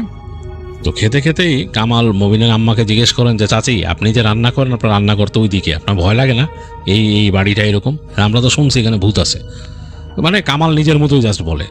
তো তখনই ওই চাচি বা মবিনের আম্মা তিনি বলেন যে আমি তো এখানে বাবা যে কি ভয়ে থাকি, এরা বাপ বেটা তো বুঝে না। আমি রান্না করে ওখানে রান্না করতে থাকি, মনে হয় যে আমার জানলা দেখে আমার দেখতেছে, মানে অন্যরকম। এই যে তোমরা গল্প শোনো না, জানলা দিয়ে হাত পাড়া দেয় মাছের জন্য, মনে হয় যে এরকম কেউ কিছু নিয়ে যাবে এখান থেকে, চায় আমার কাছে অন্যরকম। আমি শ্বাস ফেলানোর কত শব্দ শুনছি, মানে একেবারে অন্যরকম, অনেকে শ্বাস ফেলতেছে জানলার ওই পাশে, আমি ভয় আর জানলা খুলি নাই এরকম। তো শুনে কামাল একটু অবাক, আসলেই বলে যে হ্যাঁ, আমি রাতে বসে বসে এখানে রান্না করতে তো চুলোয় ফুঁক দিচ্ছি, দিয়ে চোঙ্গা দিয়ে ফুঁক দিচ্ছি, ফুঁক দিচ্ছি, আমার মনে হয় যে আমারে শোনায় শোনায় কে ফুঁক দেয় জানলার পাশ থেকে, মনে আমি এখান থেকে ফুঁক দেয়, সেও ফুঁক দেয়। আমার এখানে আগুন লকায় উঠে, ফু দিলি বেড়ে উঠে এখানে আগুন, আর ওইখান থেকে মনে হচ্ছে যে ওখান থেকে নিঃশ্বাস ছাড়তেছে জোরে জোরে, এরকম একটা অবস্থা। তো এই যে আমার রান্নাঘরের এইখানে যে দরজাটা আছে, এই দরজার মধ্যে কয়দিন যে নক করে গেছে। তো তখন জয়নাল সাহেব আবার তাকে বলে যায়, চুপ থাকো, কি বলো উল্টাপাল্টা কথা, এইসব কথাবার্তা বলতে হয় না মানুষের, এসে আমি এখানে দেখাশোনা করি, তুমি এগুলো কি বলতেছো। তো তখন ওই চাচি এবার চুপ করে গেলেন। তো কামাল আর কিছু বললো না, খাওয়া দাওয়া করে উঠলো, উঠে মবিনের সাথে গল্প করতে করতে আসলো, বললো যায় বাসার সামনে আয় দাঁড়াই। তো ততক্ষণে বৃষ্টি থেমে গেছে, মানে বৃষ্টি থেমে গেছে এবং মেঘ অনেকটা ক্লিয়ার হচ্ছে, আকাশে একটা মানে আধখানা চাঁদ বের হয়েছে উপরে মেঘের মধ্যে থেকে, খুব সুন্দর লাগতেছে দেখতে, ঝকমক করতেছে। বৃষ্টির পরে সব মানে অনেকটা ধুয়ে গেছে, তো এরকম চকমক করতেছে। দেখা যাচ্ছে দূরে ঘাসের উপরে পানি, যে ছোট বিন্দু, পানির বিন্দু জমে রয়েছে, ওটার মধ্যে চাঁদের আলো পড়ে চমকাচ্ছে। তো কামাল মবিনরে জিজ্ঞেস করলো যে এই চাচি যে মাছ রান্না করছে, একটা করছে, আর একটা কি করছে, কয়ে রেখে দিচ্ছে, সকালবেলা তুই নিয়ে যাবি, কিছু করার নাই, ওইটা রাখার মতো তো ওরকম ব্যবস্থাও নাই, আমাদের এখানে বরফও নাই, ওইটা মানে এরকম বেশি রাখলে কিন্তু নষ্ট হয়ে যাবে, তুই ভোরবেলায় এটা নিয়ে যাবি, এখান থেকে নিয়ে যায় কাউরে দিয়ে দে, বেচে দে, কিছু কর, কারণ এতে নষ্ট হবে মাছটা খামাখা। আর ওই যে ছোটো মাছগুলোরও তোর ব্যবস্থা করতে হবে, কাউরে দিতে হবে, নাহলে বেচে দিতে হবে, ওই যাওয়ার পথে নৌকা দিয়ে পাবি, মানুষ অনেকে মাছ কিনে, ওদের কাছে কারো কাছে বেচে দিবি। তো কামাল বলতেছে আচ্ছা, এক কাজ করলে কেমন হয়, কি আমি একটা আজকে চেষ্টা মারবো, ট্রাই মারবো। তো তখন মমিন বলছে কি ট্রাই মারবি তুই, আমি মাছটা নিয়ে ওই বাংলোতে যাব, যে দেখবো ওই ভোগ দেওয়ার ব্যাপারটা কি। তো তখন মমিন বলে মাথা কি খারাপ হয়েছে তোর, বলে হ্যাঁ আমি যাবো, আর তুই আমার সাথে যাবি, তুই পিছিয়ে থাকবি, তুই সামনে যাবি না। তো মমিন তো মোটামুটি রাজি না একদম, বলে আরে শোন আমরা যাই দেখি না কি ঘটনা কি, মানে কামালের খুব আগ্রহ ছিল এইসব ব্যাপারে। তো মবিন মানে তার কথা শুনবে না, তারপরও কাইন্ড অফ কনভিন্সড হয় কামালের দ্বারা, বলে আচ্ছা ঠিক আছে, আমি কিন্তু সামনে যাব না, তুই যাবি, তুই যে দেখবি, বলে হ্যাঁ। তো কামাল বলতেছে যে আমি এই এক থালিতে করে মাছটা নিয়ে যাব, যে ওইখানে বলবো যে ভোগ নিয়ে আসছি, দেখি কি দেখা দেয়, কিছু আসে নাকি ওইখানে। তো এই বলার পরে মবিন বললো লাভ কী রে, বলে যে ভূত প্রেত পিশাচ কিছু দেখা দেয় কি করবি, কারে কিচ্ছু না, দেখবো, দেখারই তো একটা আনন্দ। তো এই বলে বলতেছে এখন না, আগে জয়নাল কাকা শুয়ে পড়ুক, তারপরে যাব। তো দুইজনে কিছুক্ষণ দাঁড়ায় ঘোরাঘুরির পর অনেকক্ষণ পর দেখা গেল শুয়ে পড়ছে, মানে ওই জয়নাল কাকা এবং তার স্ত্রী শুয়ে পড়ছে, ওই জায়গাটা অন্ধকার করে দিয়েছে রুমটা। তো তখন কামাল যায়, মবিন আর কামাল দুইজন যায়, যে তার মবিন তার মায়ের যে একটা থালা আছে বড়, যেটার মধ্যে মাছ টাছ কাটে রাখে, সেটা এরকম টেনে নিয়ে আসে, এনে দেখে যে এরকম বড় মাটির একটা ছিল, ওইটার মধ্যে মাছটাকে এভাবে রেখে দিছে, ওইটাকে তার আম্মা আবার ওই এরকম করে বাঁকায় রাখছে। তো সেটাকে উঠায় থালির মধ্যে নেয়, নিয়ে বলে যে আচ্ছা চল, বলে দুইজনে বেরোয় হাঁটা দেয়। তো হেঁটে যাচ্ছে, বেশ ভারী মাছটা, মানে প্রায় 4-5 কেজি ওজন হবে এরকম। তো ওই গাছগাছালির মধ্যে দিয়ে যাচ্ছে, আর কেমন জানি লাগতেছে তাদের কাছে, দুজনের কাছে, কেন এরকম মাছ নিয়ে এরকম জায়গায় হাঁটতেছে, মানে গ্রামে কিন্তু ওই মাছ নিয়ে অনেক কথা প্রচলিত আছে এরকম। তো এই ভয়টা তাদের মধ্যে আছে। তো তারপরও এটা ব্যাপার না। তো মবিন নিয়ে হাঁটতেছিল মাছটা, তো মবিন ওই জায়গায় যে ভয়ে বলতেছে যে তুই এটা নে, আমি নিব না, আমি হারিকেন ধরতেছি। তো তখন কামালের হাতে নিয়ে হারিকেন নিয়ে পিছনে পিছনে মবিন চলতেছে, আর আগে আগে হেঁটে যাচ্ছে হচ্ছে কামাল। এবং ওই চাঁদের আলো পড়ছে, বেশ লাগতেছে না। হাঁটতে হাঁটতে তারা চলে আসলো মূল এই যে বাংলোটার সামনে। বাংলোর সামনে এসেই কেমন জানি গা কাটা দিয়ে উঠছে, দুজনের গা কাটা দিয়ে উঠছে, তাদের কাছে কেমন জানি লাগতেছে, ভয় ভয় লাগতেছে, কারণ চারিপাশে খা খা করতেছে, নিচতলাটা খা খা, 2 তলাটা খা খা, বারান্দাগুলো আর কি, কোনো মানুষজন নাই, অন্যরকম। এবং জানালাগুলো দেখা যাচ্ছে, মানে জানালা কাচের শাসিতে চাঁদের আলো, যেটা চাঁদ উঠছে ওইটা প্রতিফলিত হয়ে অন্যরকম লাগতেছে। তো কামালের কাছে নাকি বেশ লাগছে, এখানে কামাল একটু রহস্যপ্রিয় মানুষ ছিল। তো মবিন এক পর্যায়ে বলে ভিতরে যাওয়া লাগবে না, চল আমরা চলে যাই। কামাল বলে আরে না, ধর বেটা আমি আসছি, তুই পিছিয়ে থাক, অসুবিধা কি। তাই বলে তুই আমার সাথে সাথে আয়। তো দুজনে উঠে আসলো নিচতলার বারান্দায়। নিচতলা বারান্দাটা এই পাশ থেকে একটু দেখতে দেখতে দেখলো সিঁড়ি উপর উঠে গেছে। তো সিঁড়ি বেয়ে ওঠা শুরু করলো।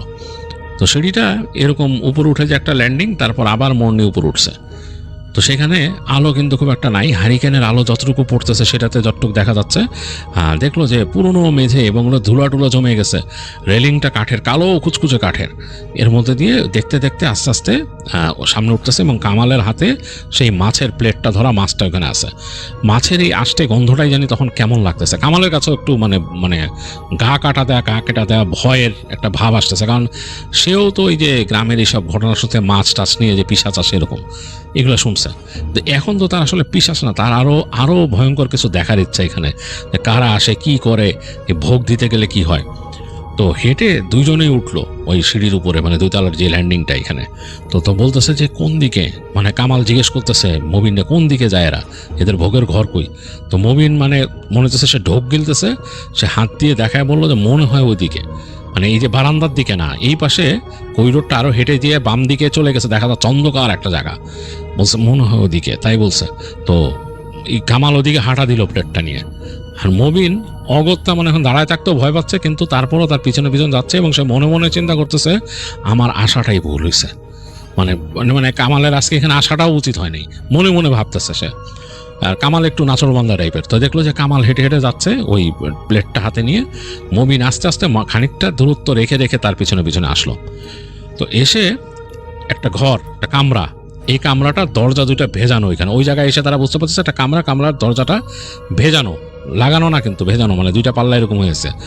এখন একটু আগে কিন্তু ঝড় বৃষ্টি হয়েছে, এই ঝড় বৃষ্টিতে কিন্তু এই দরজা জোরে বাতাসে বাড়ি খাওয়ার কথা, কিন্তু কোনো বাড়ির আওয়াজ কিন্তু পায় নাই, ওরা কেউই পায়নি, কারণ জোরে জোরে বাড়ি খেলতে শব্দ হইতো, এরকম কিছু না।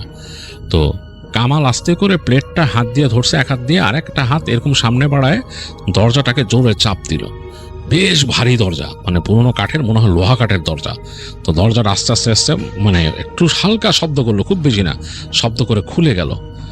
ভেতরে কেমন একটা ভ্যাপসা গন্ধ, মানে কেমন যেন একটা সোদা ভ্যাপসা গন্ধ, অন্ধকার, দেখা যাচ্ছে না। মবিন কিন্তু একটু দূরে, কামালের থেকে একটু দূরে, হারিকেন হাতে। মবিন আস্তে করে এগিয়ে আসলো সামনে, কেন মবিনের একা পেছনে থাকতে এখন ভয় লাগতেছে। সে কামালের কাঁধের কাছে চলে আসলো, এসে বলতেছে ঢুকিস না, চল চাই। কামাল বলতেছে মানে তাকে চুপ করতে বলতেছে। এই সে যে শব্দটা করছে এটাতেই মনে হচ্ছে অনেক জোরে শব্দটা ওই জায়গায় একো হয়েছে, এরকম মনে হচ্ছে এরকম। এবং সে যে ফিসফিস করছে, ফিসফিসটা মনে হচ্ছে ভেসে বেড়াইতেছে বাতাসে কয়েকবার একো হয়ে। তো মমিনের বেশ ভয় লাগছে। কামাল কিছু চিন্তা না করে আস্তে করে ভিতরে ঢুকে গেছে, রুমের ভিতরে। মবিনও পা রেখে ঢুকছে। মবিনের কাছে হালকা মনে হলো তার হারিকেনের কাপা কাপা আলোয়, হারিকেনটা কিন্তু স্থির ছিল, মানে ভিতরের ফ্লেমটা, শিখাটা। তো সে যখন ভিতরে ঢুকছে মনে হলো যে শিখাটা কেঁপে উঠলো, কেন জানি মনে হলো চিমনির মধ্যে হালকা বাতাস গেছে, এরকম লাগলো। তো মবিন 1 সেকেন্ডের জন্য মনে হয় দেখছে যে এই ঘরের কর্নারে বড় একটা বিছানা আছে। সেই বিছানাটা পুরনো আমলের খাট, এখানে পাড়া দিয়ে উঠতে হয়, মানে 2-3টা মানে স্টেপ আছে, স্টেপ দিয়ে তারপরে খাটে উঠতে হয়। এবং খাটের উপরে মশারি টানানোর ব্যবস্থা এবং পাখা টানার যে মানে একটা পাখা থাকে, আগের আমলে ছিল, সে আমলে মানুষরা পাখা টেনে টেনে চালাতো, সেরকম ব্যবস্থাও আছে। পুরনো একটা খাট। মবিন কখনো এখানে উঠে আসে নাই, দেখে নাই। আজকে সে দেখে অবাক হলো, এরকম একটা খাট আর এই জায়গা, আর এই ঘরের মাঝখানে একটা সার্কেল আঁকা, বড় একটা সার্কেল আঁকা, কি নকশা টকশা করা। এই হারিকেনের আলোতে হালকাভাবে দেখছে এবং তার কাছে হঠাৎ করে মনে হলো যে সে খাটের মধ্যে মনে হয় কাউকে বসা দেখছে, একটা নারী টাইপের, এবং মানে মহিলাই হবে, এবং তার চুলও মনে হয় সে দেখছে, তার মনে হচ্ছে বেশ লম্বা চুল। 1 সেকেন্ডের জন্য, এবং পরবর্তী সেকেন্ডে মবিন দেখলো যে কিছু নাই, এবং ততক্ষণে কিন্তু কামাল সামনে এগিয়ে গেছে এবং গিয়ে সে ওই সার্কেলটা পার হয়ে যাচ্ছে, ওখান থেকে দাঁড়ায় ওইদিকে। তো মবিনে কিন্তু গা শিরশির করতেছে, সে মানে ভয়ে মানে কিছু বলতে পারতেছে না যে কি বলবে। এই সময় মবিন দেখলো, মনে হলো যে খাটের ওখান থেকে আবার সেই নারীটাকে সে দেখলো, ওই সার্কেলটার থেকে বের হয়ে গেছে কামাল। তখন দেখতেছে যে ওই নারীটা ওইখান থেকে উঠে দাঁড়াইলো, ওই খাটের ওই পাশ থেকে একটা মহিলা।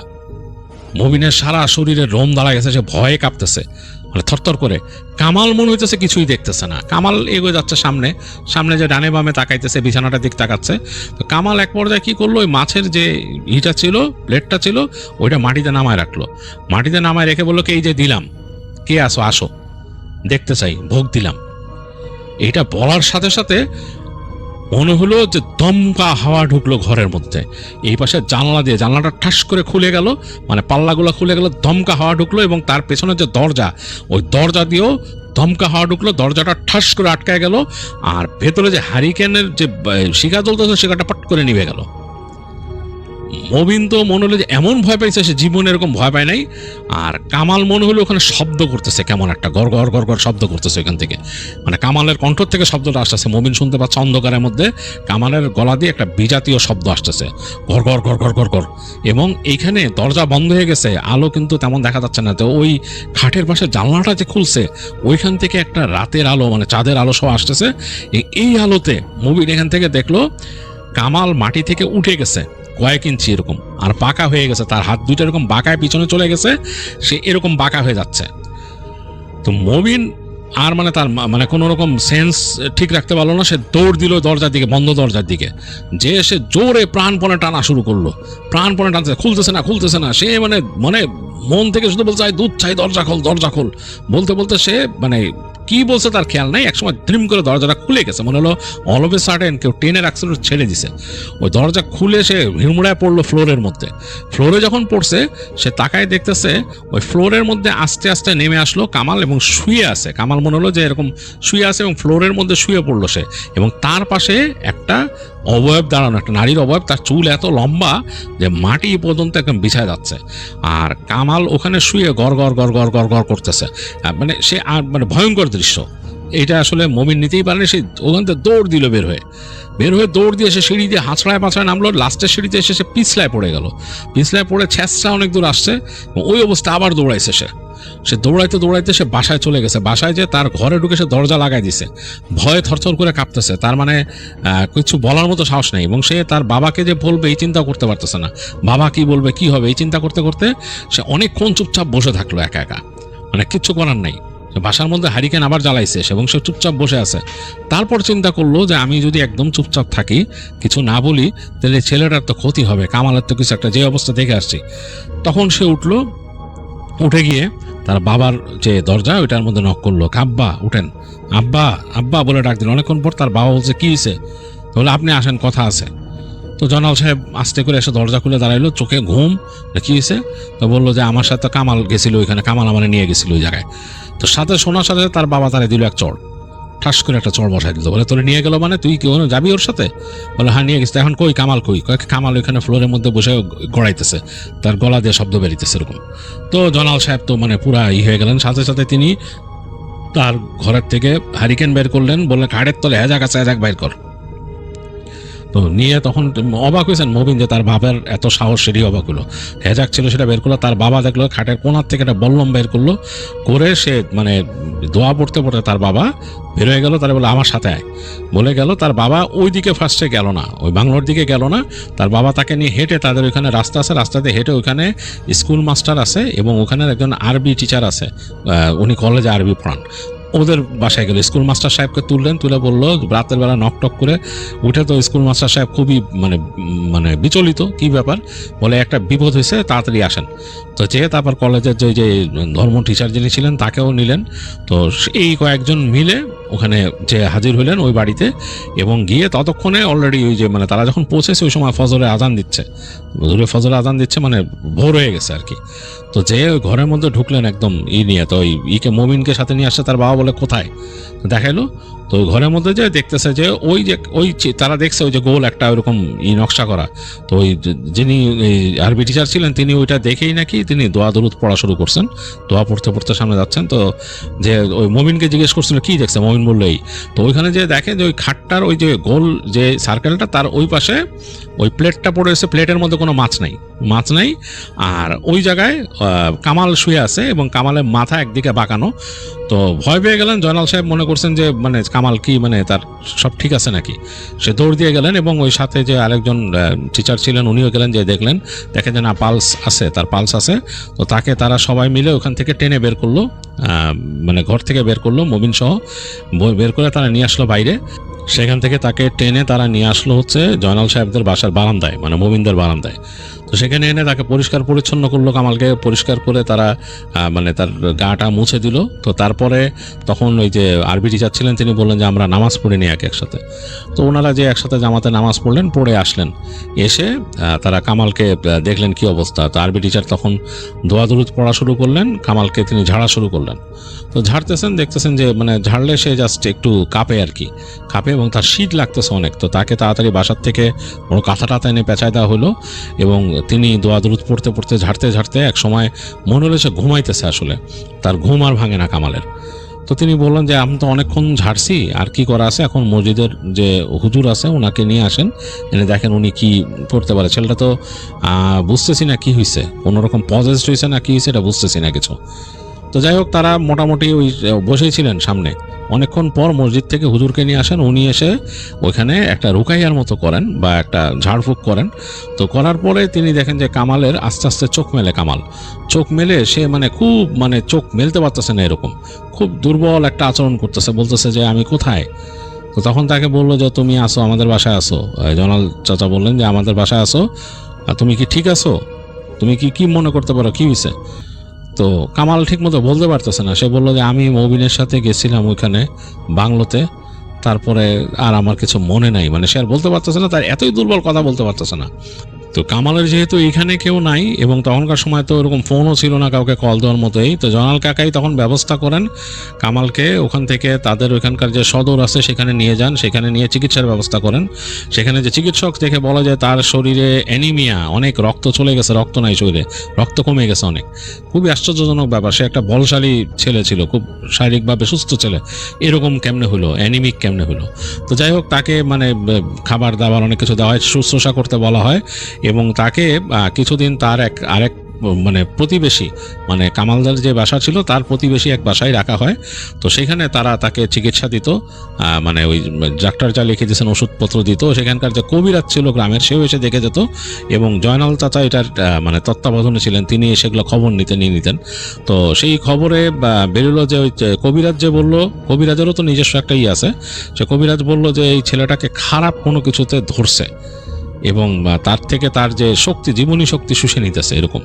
তো ওরকে বড় কোনো হুজুর বা কাউকে দিয়ে দেখান, চিকিৎসা করান। তো যাই হোক, এর মধ্যে কামালের বড় ভাই চলে আসে খবর পেয়ে, তাকে মানুষ ওই যে চিঠি লিখছিল সে চলে আসে, আসার পরে তিনি তাকে আরও ভালো ব্যবস্থা করেন, একেবারে শহরে নিয়ে যান কামালকে, সেখানে নিয়ে একজন বড় আলেমের কাছে নেন, সেখানে নিয়ে তাকে চিকিৎসা করান। তো চিকিৎসা করে আলেমও বলে যে খারাপ একটা জিন তাকে ধরছিল, খুব খারাপ জিন, এবং সে কোথাও যে সেটা নজরে পড়ছে এবং এটা তাকে কিন্তু এরকম খুঁজে ফিরবে এবং তার ক্ষতি করবে, তার জীবনী শক্তি শুষে নেওয়ার চেষ্টা করবে, এটা তারা করে। এবং এটা কোনো মহিলা জিন, যেটা করছে এটা কোনো মহিলা জিন। তো যাই হোক, কামালকে জিজ্ঞেস করে, তার ভাইও জিজ্ঞেস করে কি হয়েছিল, কি ব্যাপার, তোর কেমনে কি এগুলো হলো। তো কামাল আসলে মানে তার ভাইকেও সে বলে না, চুপ করে থাকে, এই জিনিসগুলো সে এড়ায় যায়। তো সে তার যে বন্ধু মবিনকে একদিন বলে যে কি হয়েছিল। মবিন জিজ্ঞেস করে তারে যে তোর কি হয়েছিল, আমি যে ওখানে দেখলাম যে তোর এরকম অবস্থা। বলে আমি যখন নাকি যে বললাম যে নিয়ে আসছি, এই যে তোমার এই ভোগ নিয়ে আসছি, তখনই আমি দেখছি একটা নারী দাঁড়ায় আছে ওইখানে, সে দেখতে খুবই সুন্দর, তার চুল অসম্ভব লম্বা মাটিপন্থী, এবং সে আমার কাছে এসে আমার গালে স্পর্শ করার সাথে সাথে আমার শরীর দিয়ে কেমন মনে হয় যে একটা মানে স্রোত নেমে যায়, ঠান্ডা কেমন একটা স্রোত, আর আমি আর তখন কিছুই স্মরণ করতে পারি না। এরপর থেকে আমি মানে মনে হয় যে আমি বাতাসে ভাসতেছিলাম যতক্ষণ পর্যন্ত আমার হুঁশ আসছে, এবং তারপর তো আমি মানে নড়তে পারতেছিলাম না, মনে হয় যে আমাকে পানিতে ভাসাইতেছে কেউ, এরকম পানিতে ভেসেই আসি। তো তখন মমিন বলে এখন তোর কেমন লাগে, হয়তো অনেক দুর্বল লাগে, আমার শরীরে সেই রকম শক্তি নাই। আসলেও আমার অনেক শুকায় টুকায় গেছিলো, মানে অন্যরকম হয়ে গেছিল। আর তার ভাই তখন মানে খুবই চিন্তায় ছিল, তার ভাই শহর থেকে এখানে এসেই গ্রামেই থাকতেছিল তাদের বাড়িতে। তো এরকম অবস্থায় কামালকে তখন একজন ওই যে আলেমের কাছে যে নিয়েছিল শহরে, তিনি তাকে বলেন যে এই কিছু আমল দেন, বলে যে এগুলা করতে হবে। এবং কামাল বুঝতে পারে যে সে একটা বড় সমস্যায় পড়ছে, মানে এখান থেকে উত্তরানোর উপায় নেই। তার খুব ভয় লাগতো। কামালকে নাকি রাতের বেলা কে এসে ডাকতো তার ঘরের বাইরে, তার জানলা দিয়ে ডাকতো, এবং অনেক সময় নাকি সে দেখতো তার ঘুমের সময় তার মাথার কাছে কে দাঁড়ায় আছে। তো কামাল তখন চিৎকার করে উঠতো, চিৎকার করলে তার ভাই, বড় ভাই চলে আসতো, বড় ভাই পাশের রুমে ছিল। তো যাই হোক, এরকম অবস্থায় কামালকে কিছু দেয়, মানে কিছু দেয়, আমল দেয় করার জন্য সেই আলেম যিনি ছিলেন। তো কামাল এরকম আমল করতো, নিয়মিত করতো। সে নামাজ পড়তো, নামাজ পড়ার পর রাতে বিশেষ করে বলছে যে এশার নামাজের পরে এই আমলগুলো করে তারপরে যেন সে ঘুমাইতে যায়। তো আর ওই আলেম একদিন আসছিল তাদের বাসায়, এসে তার বড় ভাই তাকে আমন্ত্রণ করে আনছিলেন, এনে বাসার মধ্যে বলেন যে এরকম আমাদের বাসাটা বন্ধ করে দেন। তো আলেম তাদের বাসাটা বন্ধ করে দিছিল। তো ওই যখন নাকি কামাল নাকি ওই আমল করতো, তখন নাকি সে ফিল করতো যে তার বাসার জানলার পাশে ওই যে কাকি যেরকম বলছিল সেরকম দাঁড়ায় কেউ নিঃশ্বাস ফেলতেছে, এবং সে অনেক কান্নার শব্দ শুনতো ওই পাশ থেকে। মানে তাদের বাসার এই যে পিছনের যে অংশটা যেখানে গাছগাছালি আছে ওখান থেকে কে জানি কাঁদতো, এরকম শব্দ সে পেত। এবং সে অনেক রকম স্বপ্ন দেখছে, এবং সে স্বপ্নে নাকি ওই নারীটাকেই দেখতো যাকে সে ওই যে ওখানে মাছ রাখার পরে দেখছিল তাকে। তো যাই হোক, ওই আলেম বলে দিয়েছিল এটা মোটেই ভালো না, তুমি ওই বাংলাতে যা করছো ওই জায়গাটার মধ্যে অনেক রকমের দুষ্কর্ম করতো যারা এই ছিল ওইখানে, উল্টাপাল্টা কাজ করতো, উল্টাপাল্টা জিনিস করতো, আর এই ভোগ টোক এগুলো কোনো ভালো কাউকে দেয় না, এগুলা মানে জিনিসটা ভালো না। যাই হোক, তাকে দোয়া দরুদ পড়ে এরকমভাবে মানে করে দেয়। তো কামাল এরপর থেকে ওরকমই ছিল। কামাল নাকি অনেক দুর্বল হয়ে গেছিল, আগের মতো উচ্ছল আর ছিল না, ভয়ে ভয়ে থাকতো। তো পরবর্তীতে তার ভাই তাকে বিয়ে শাদী দিয়ে ওখানে সেটেল করে, এবং তারপরও কামালের অনেক রেস্ট্রিকশন ছিল।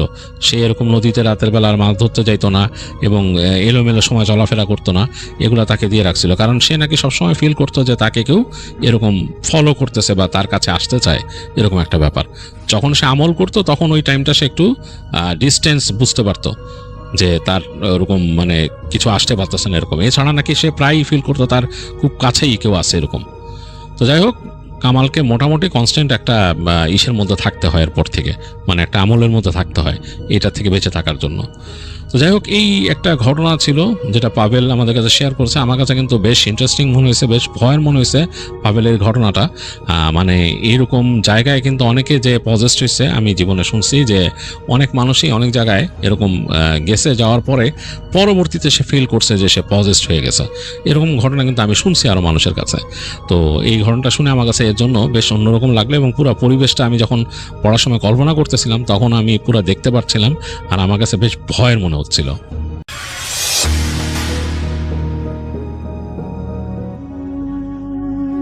আসসালামু আলাইকুম রাসেল ভাই, আমি অনিক। আমি কুমিল্লা জেলায় কোনো একটি গ্রামে আমার বাসা, আমি ওখানে থাকি। তো শুরুতেই সবার কাছে বলে নিচ্ছি যে আমার যদি বয়সে কোনো সমস্যা হয় আমি ক্ষমা চেয়ে নিচ্ছি, কাইন্ডলি আমাকে একটু ক্ষমা করে দিবেন। কারণ আমার ভয়েস রেকর্ড করা বা কোনো ভিডিওতে ভয়েস দেওয়া তেমন কোনো ধারণা না থাকার কারণে আমি হচ্ছে যে ক্লিয়ারলি ভয়েসটা দিতে পারি নাই, তার জন্য আমি সরি। বাড়তি কোনো নয়েজ থেকে থাকলে আমি সরি। আর আশা করি প্রতিবারের মতো আজকেও এবং আগামীতেও সবাই ভালোর দলে আসছেন এবং ভালোর দলে থাকবেন। তো কথা না বাড়িয়ে আমি আমার ঘটনার দিকে যাই। তো ঘটনাটা হচ্ছে এমন যে আমার বয়স তখন 6 থেকে 7 বছর বয়স। আর বলে রাখা ভালো, আমার এখন 23 বছর চলছে। তো তখনকার ঘটনা ছিল 6 থেকে 7 বছর বয়স আমার তখন। তো আমরা তখনকার ছিল হচ্ছে রোজার মাস। আমরা প্রতিদিনের মতো রোজার মাসে ইফতার করি, ইফতার করার পরে আমরা ছেলেপেলেরা নামাজ পড়তে যেতাম। ওই দিনকে হচ্ছে কি এমন যে আমরা নামাজ পড়ার জন্য মানে আমি বের হয়ে আমি বাকি ছেলেদের পাশে গেছি, বাড়িতে গেছি। ওরা বলছে যে যাবে না। তো আমি কি করছি, আমি ওদেরকে, ওরা যেহেতু যাবে না তো আমি চলে গেছি।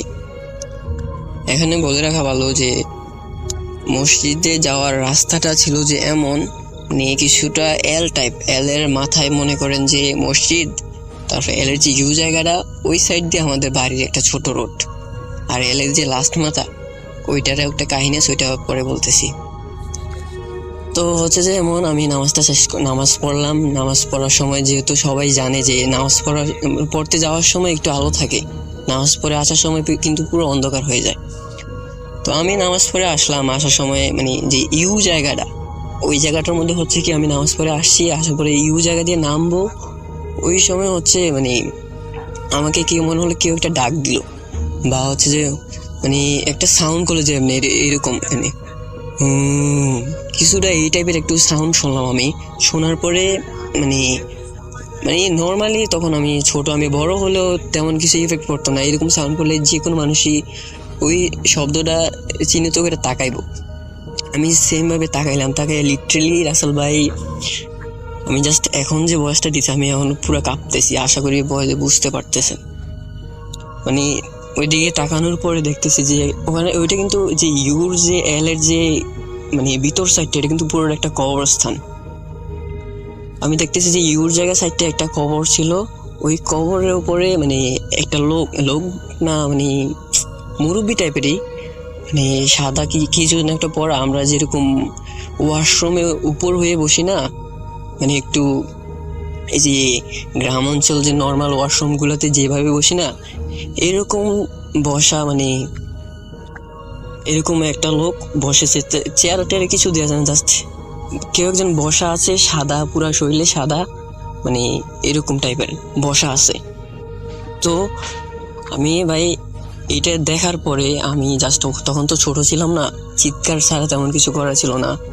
আমি চিৎকার করে এই যে ইউর জায়গার সাইড দিয়ে যে আমাদের বাড়ির রোডটা গেছে, এদিক দিয়ে একটা দৌড় দিছি, দৌড় দিয়ে আমার বাড়িতে গেছি। বাড়িতে যাওয়ার পরে আমার পিছন পিছন ওই যে এলে লাস্ট মাথায় যে বললাম, ওই দিক দিয়ে আমার একটা মানে জেঠু হয়, উনি, সরি রাসেল ভাই, এই যে এল লাস্ট মাথা দিয়ে উনি কি করছে, উনি ওই সময় ইফতার করে উনি অটো চালায়, তো অটো নিয়ে বের হয়েছে তখন। তো আমি চিৎকার দেওয়াতে সাথে সাথে কি করছে, উনি লাইট মারছে, লাইট মেরে বলতেছে কে কে বলে, চিৎকার করে এদিকে আসলো। আসার পরে নাকি মানে আমি পরে শুনলাম, আসার পরে উনি সোজা আমাদের বাড়িতে গেল, যাইয়া উনি ধারণা করছে যে আমি হয়তো, তো ধারণা করিয়া তো উনি হচ্ছে যে আমার বাড়িতে গেছে, যাওয়ার পরে বলছে যে কি হয়েছে, চিৎকার শুনে আসলাম। পরে আম্মু বলতেছে যে এরকম, আমি এসে আম্মুর কাছে জানাইছি, তারপর আম্মু বলতেছে যে এরকম এরকম ওখানে কি যেন দেখছে। পরে উনি বলতেছে আমি তো চিৎকার শুনছি, শুনে আসার পরে দেখছি যে এরকম এখানে একটা কুকুর মানে বসে আছে কবরের ওপরে। রাসেল ভাই আমার সিরিয়াসলি এখন পুরো শরীরের পশম দাঁড়ায় আছে। আমার জীবনে ঘটে যাওয়া এমনি স্মরণাপন্ন একটা কাহিনী, আমার মনে হয় না জীবনে কোনোদিন এটা ভুলতে পারবো। তো হচ্ছে কি, উনি বলতেছে আমি যা ওখানে একটা কুকুর দেখলাম, তো সম্ভবত কুকুর ছিল, কুকুরে একটু সাউন্ড করছে, তখন নাকি আবার কি ভাদ্র মাস ছিল, ভাদ্র মাসে নাকি কুকুর টুকুর তেমন পাগল হয়, মানে গ্রাম অঞ্চলে এটা প্রচলিত। তো উনি বলতেছে তেমন কিছু না, এই সময় তো কুকুর পাগল হয়, একটা কুকুর দেখলাম ওখানে বসে আছে, সম্ভবত ওই কুকুরটা সাউন্ড করছে, ও দেখা অন্ধকারে দেখে ভয় পাইছে। তো আমি তো তখন ছোট ছিলাম, তখন তেমন কিছু বলেন নাই। তারপরও ওরা তো বুঝতে পারছে, গ্রাম অঞ্চলের মানুষ হলেও ওরা বুঝতে পারে যে যেহেতু কবরের উপরে এই সময় এরকম সাউন্ড করছে, আর পরে এসে দেখছে এটা কুকুর, সেহেতু ওরা মানে নিশ্চিত হয়ে গেছে এটা কোনো অ্যাবনর্মাল জিনিস বা কোনো হান্টেড প্লেস, যেহেতু মানে খারাপ কিছুই হবে। তারপর থেকে রাসেল ভাই আমি পুরো এক সপ্তাহ অসুস্থ ছিলাম। তারপর তেমন কিছু না, জাস্ট অসুস্থ ছিলাম। তারপর আমাকে কিছু একটা হুজুরের কাছে নেওয়া হইলো, ওখানে হুজুর কিছু ওষুধ তাবিজ দিল। মোটামুটি তারপর থেকে মানে এখন পর্যন্ত আমার ঘটনাটা স্মরণাপন্ন হলো, ওই ঘটনা থেকে আমার কোনো ক্ষতি হয়নি। তো এই ছিল আমার রাসেল ভাই, এই ছিল আমার ঘটনা।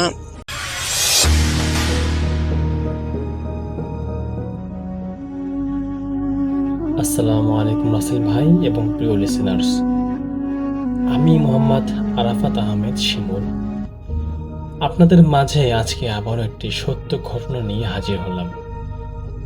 আজকের ঘটনাটি অবশ্য আমার নিজের জীবনের নয়, আমার এক কাজিনের কাছ থেকে শোনা। এই ঘটনা সম্ভবত 1997 সালের আগের। আমার কাজিন যেভাবে আমাকে বলেছিল আমি ঠিক সেভাবেই আপনাদের কাছে তুলে ধরবো ইনশাল্লাহ। আমার কাজিন একবার ওর নানির বাড়িতে বেড়াতে গিয়েছিল।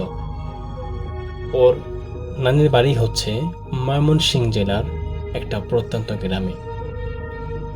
নিরাপত্তার খাতিরে আমি গ্রামের নাম উল্লেখ করছি না, তবে যেখানে ঘটনা ঘটেছিল আমি আগে সেই বাড়ির চারপাশের পরিবেশটার একটু বর্ণনা দিই। মূলত এই বাড়িটায় যেতে হলে প্রথমে একটা ব্রিজ পার হতে হয়। ব্রিজটা পার হলেই চোখে পড়ে একটা পুরনো জমিদার বাড়ি। দেশ ভাগের আগে এই জায়গায় মূলত হিন্দুদের বসবাস ছিল। পরবর্তীতে হিন্দুরা চলে যাওয়ার পর আস্তে আস্তে মুসলমানরা এই জায়গায় এসে বসবাস শুরু করে। পুরনো দিনের বাড়ি হওয়ায় ওই এলাকায় এখনো 2-3টা শ্মশান ঘাট আছে, আর তার সাথে আছে হিন্দুদের পুরনো 2-3টা মন্দির। আমার নানা শাশুড়ি মানে ওর নানু, তিনি তখন বেশ বয়স্ক একজন মহিলা ছিলেন। একদিন গভীর রাতে, তখন সময়টা আনুমানিক রাত 3টা বাজবে, তিনি কোনো একটা প্রয়োজনে ঘর থেকে বাইরে বের হয়েছিলেন।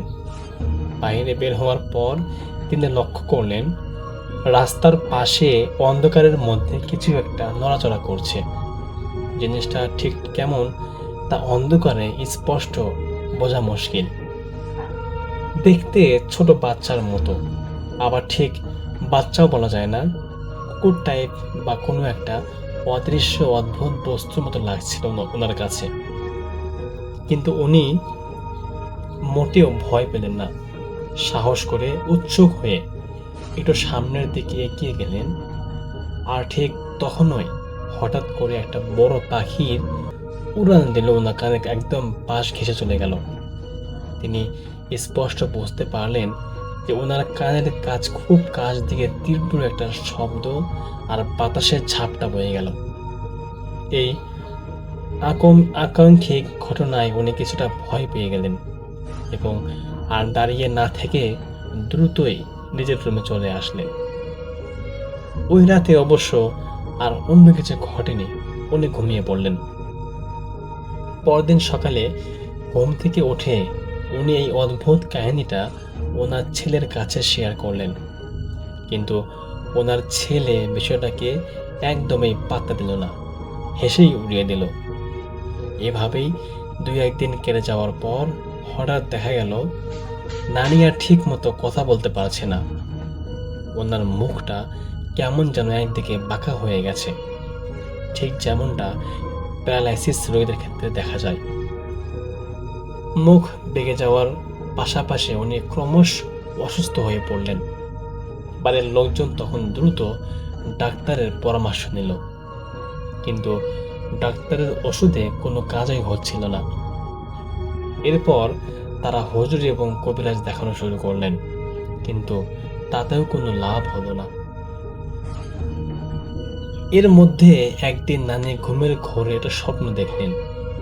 উনি স্বপ্ন দেখলেন যখন তিনি রাতে দরজা খুলে ঘরের বাইরে বের হয়েছিলেন, তখন ওনার সামনে নাকি অদৃশ্য কিছু একটা পড়েছিল অথবা বসেছিল, আর নানি অজান্তেই সেটার ওপর দিয়ে হেঁটে চলে গেছেন। স্বপ্নের ভেতরেই ওনাকে স্পষ্ট বুঝিয়ে দেওয়া হলো যে যেহেতু উনি ওই জিনিসটার উপর দিয়ে চলে গেছেন, তাই ওটা ওনাকে শাস্তি দিচ্ছে এবং নিজের উপস্থিতি জানান দিচ্ছে। দিন দিন ওনার অবস্থা আরো খারাপ হতে লাগলো। বাড়ির লোকজন একের পর এক কবিরাজ বদলাতে লাগলেন, কিন্তু কোনোভাবে যেন এর সমাধান মিলছে না। অবশেষে তারা এমন একজন কবিরাজের সন্ধান পেলেন যিনি নাকি এসব বিষয়ে বেশ পারদর্শী। সেই কবিরাজ বাড়িতে আসলেন, পুরো বাড়িটা ঘুরে ফিরে দেখলেন এবং সবকিছু পর্যবেক্ষণ করার পর বললেন, একে সুস্থ করতে হলে একটা বিশেষ পুজো করতে হবে। তো যেমন কথা তেমন কাজ। কবিরাজের কথা মতো নারকেল আর সিঁদুর আনা হলো। কবিরাজ সেই সিঁদুর আর নারকেল দিয়ে মেঝেতে একটা বড় বৃত্ত বা সার্কেল তৈরি করলেন। সেই সার্কেলের ভেতরে মোমবাতি জ্বালিয়ে উনি ওনার মতো তন্ত্রমন্ত্র বা পূজা শুরু করলেন। এরপর কবিরাজ বাড়ির সবাইকে বললেন, আজ রাতে সবাই ঘরের দরজা বন্ধ করে যার যার মতো চলে যান। ঘরে শুধু রোগী একা থাকবে, আর ওনাকে ধরে রাখার জন্য ওনার একটা ছেলেকে পাশে রাখুন। যেহেতু নানির মুখ বাঁকা ছিল এবং উনি কথা বলতে পারছিলেন না, তাই ওনার সেজ ছেলের ওনার পাশে রাখা হলো। তো পূজা চলাকালীন কবিরাজ সেই অশরীরী আত্মাকে হাজির করার চেষ্টা করলেন এবং জিজ্ঞাসা করলেন সেটা কোনো জিন নাকি অন্য কিছু। কিন্তু আশ্চর্যের বিষয় হলো শেষ পর্যন্ত সেই কবিরাজের এত কিছু করার পরও কোনো কাজ হলো না। কবিরাজ ওই সত্তাটিকে কি প্রশ্ন করেছিলেন বা কি উত্তর পেয়েছিলেন সেটা ওনারা কাউকে খুলে বলেননি। কিন্তু সুরহা না হওয়াতে বাড়ির লোকজন ধরে দিলেন যে এই কবিরাজ আসলে একটা ভুয়া কবিরাজ ছিল। এদিকে কবিরাজের ব্যর্থতার পর নানির অবস্থা দিন দিন আরো আশঙ্কাজনক হয়ে উঠল। ওনার মুখ পুরো বেঁকা হয়ে গেল, কথা বলা একদম বন্ধ হয়ে গেল, এমনকি ওনার হাত পর্যন্ত অবশ হয়ে যাওয়া শুরু করলো। উনি নিজের হাতটা নাড়াতে পারছিলেন না। পুরো পরিবার তখন ভীষণ দুশ্চিন্তা আর আতঙ্কের মধ্যে দিন কাটাচ্ছিল। ঠিক এমন একটা চরম মুহূর্তে এলাকার এক মুরব্বীর পরামর্শে তারা পাশের একটা বড় মসজিদের ইমাম বা হুজুরের খোঁজ পান। ওই হুজুরের এলাকায় অনেক নাম ডাক ছিল এবং উনি বেশ বুজুর্গ মানুষ ছিলেন। যখন হুজুর বাড়িতে আসলেন এবং নানিকে দেখলেন, দেখে উনি সরাসরি বললেন ওনাকে খারাপ বাতাস আচরণ করেছে। হুজুর পুরোটা বিস্তারিত খুলে না বললেও এইটুকু বললেন যে এই এলাকায় হিন্দুদের যে পুরনো মাঠ বা মন্দিরগুলো আছে সেখানে কিছু খারাপ বা দুষ্ট জিনের বসবাস আছে। নানি মূলত তাদেরই পাল্লায় পড়েছেন। উনি রাত ৩টা বাজে যখন ঘর থেকে বের হয়েছিলেন তখন দরজায় কোনো নক না করে কিংবা কোনো কাশি বা আওয়াজ না দিয়ে হঠাৎ করেই ডিরেক্ট বের হয়ে গেছেন। আর জিনগুলো ঠিক ওই সময়টাতে সেখানেই অবস্থান করেছিল। নানি অজান্তেই তাদের ওপর দিয়ে হেঁটে চলে গেছেন, যা ওদের চোখে লেগেছে বা ওদের ক্ষিপ্ত করে তুলেছে। আর সে কারণেই ওরা ওনাকে এভাবে ধরেছে। স্বপ্নে দেখা দিয়েছে এবং একের পর এক এই ক্ষতিগুলো করেছে। তখন হুজুর পুরো বাড়িটা তদবিরের মাধ্যমে বন্ধ করার অর্থাৎ তদবির করার মাধ্যমে বাড়ি বন্ধ করার সিদ্ধান্ত নিলেন। কিন্তু বাড়ি বন্ধ করতে গিয়ে হুজুর এক অদ্ভুত বাধার সম্মুখীন হলেন। উনি বাড়িটা বন্ধ করতে পারলেন না। হুজুর তখন বাড়ির লোকদেরকে বললেন এই জায়গায় শুধু একটা বা দুইটা জিনের বসবাস না, এখানে অনেকগুলো জিনের আস্থানা আছে। তাছাড়া এই দুষ্ট জিনগুলোর পাশাপাশি এখানে কিছু ভালো জিন বসবাস করে। তাই যদি আমি পুরো বাড়িটা বন্ধ করতে চাই তবে ভালো মন্দ সবার সাথে একটা সংঘাত তৈরি হবে। আর এই কারণেই হুজুর নিজের ইচ্ছাতেই বাড়িটা স্থায়ীভাবে বন্ধ করলেন না। তবে হুজুর নানিকে সুস্থ করার জন্য অনেকগুলো শক্তিশালী তাবিজ লিখে দিলেন এবং কিছু পানি পড়াও দিলেন। উনি যাওয়ার সময় বলে গেলেন এই জায়গায় যার আস্থানা বা যা কিছু আছে তা আগের মতোই থাকবে, কোনো পরিবর্তন হবে না। তোমরা শুধু ঘরের বাইরে যাওয়ার সময় নিয়ম কানুন মেনে সাবধানে চলাফেরা করবে। আলহামদুলিল্লাহ, হুজুরের দেওয়া সে তাবিজ আর পানি পড়া ব্যবহারের ৩-৪ দিন পর থেকেই মানে আস্তে আস্তে সুস্থ হয়ে উঠতে লাগলেন এবং ওনার মুখের বাঁকা ভাব কেটে গেল। অবসাদ আবার স্বাভাবিক হয়ে গেল এবং উনি আগের মতো কথা বলতে পারলেন। তো রাসেল ভাই, এই ছিল আমার কাজিনের কাছ থেকে শোনা ময়মনসিংহের সেই জমিদার বাড়ির ঘটনা। ধন্যবাদ আপনাকে এবং ধন্যবাদ সকল লিসেনারদেরকে। দেখা হচ্ছে পরবর্তী কোনো এপিসোডে। আজকের মতো এখানেই বিদায়। আল্লাহ হাফেজ।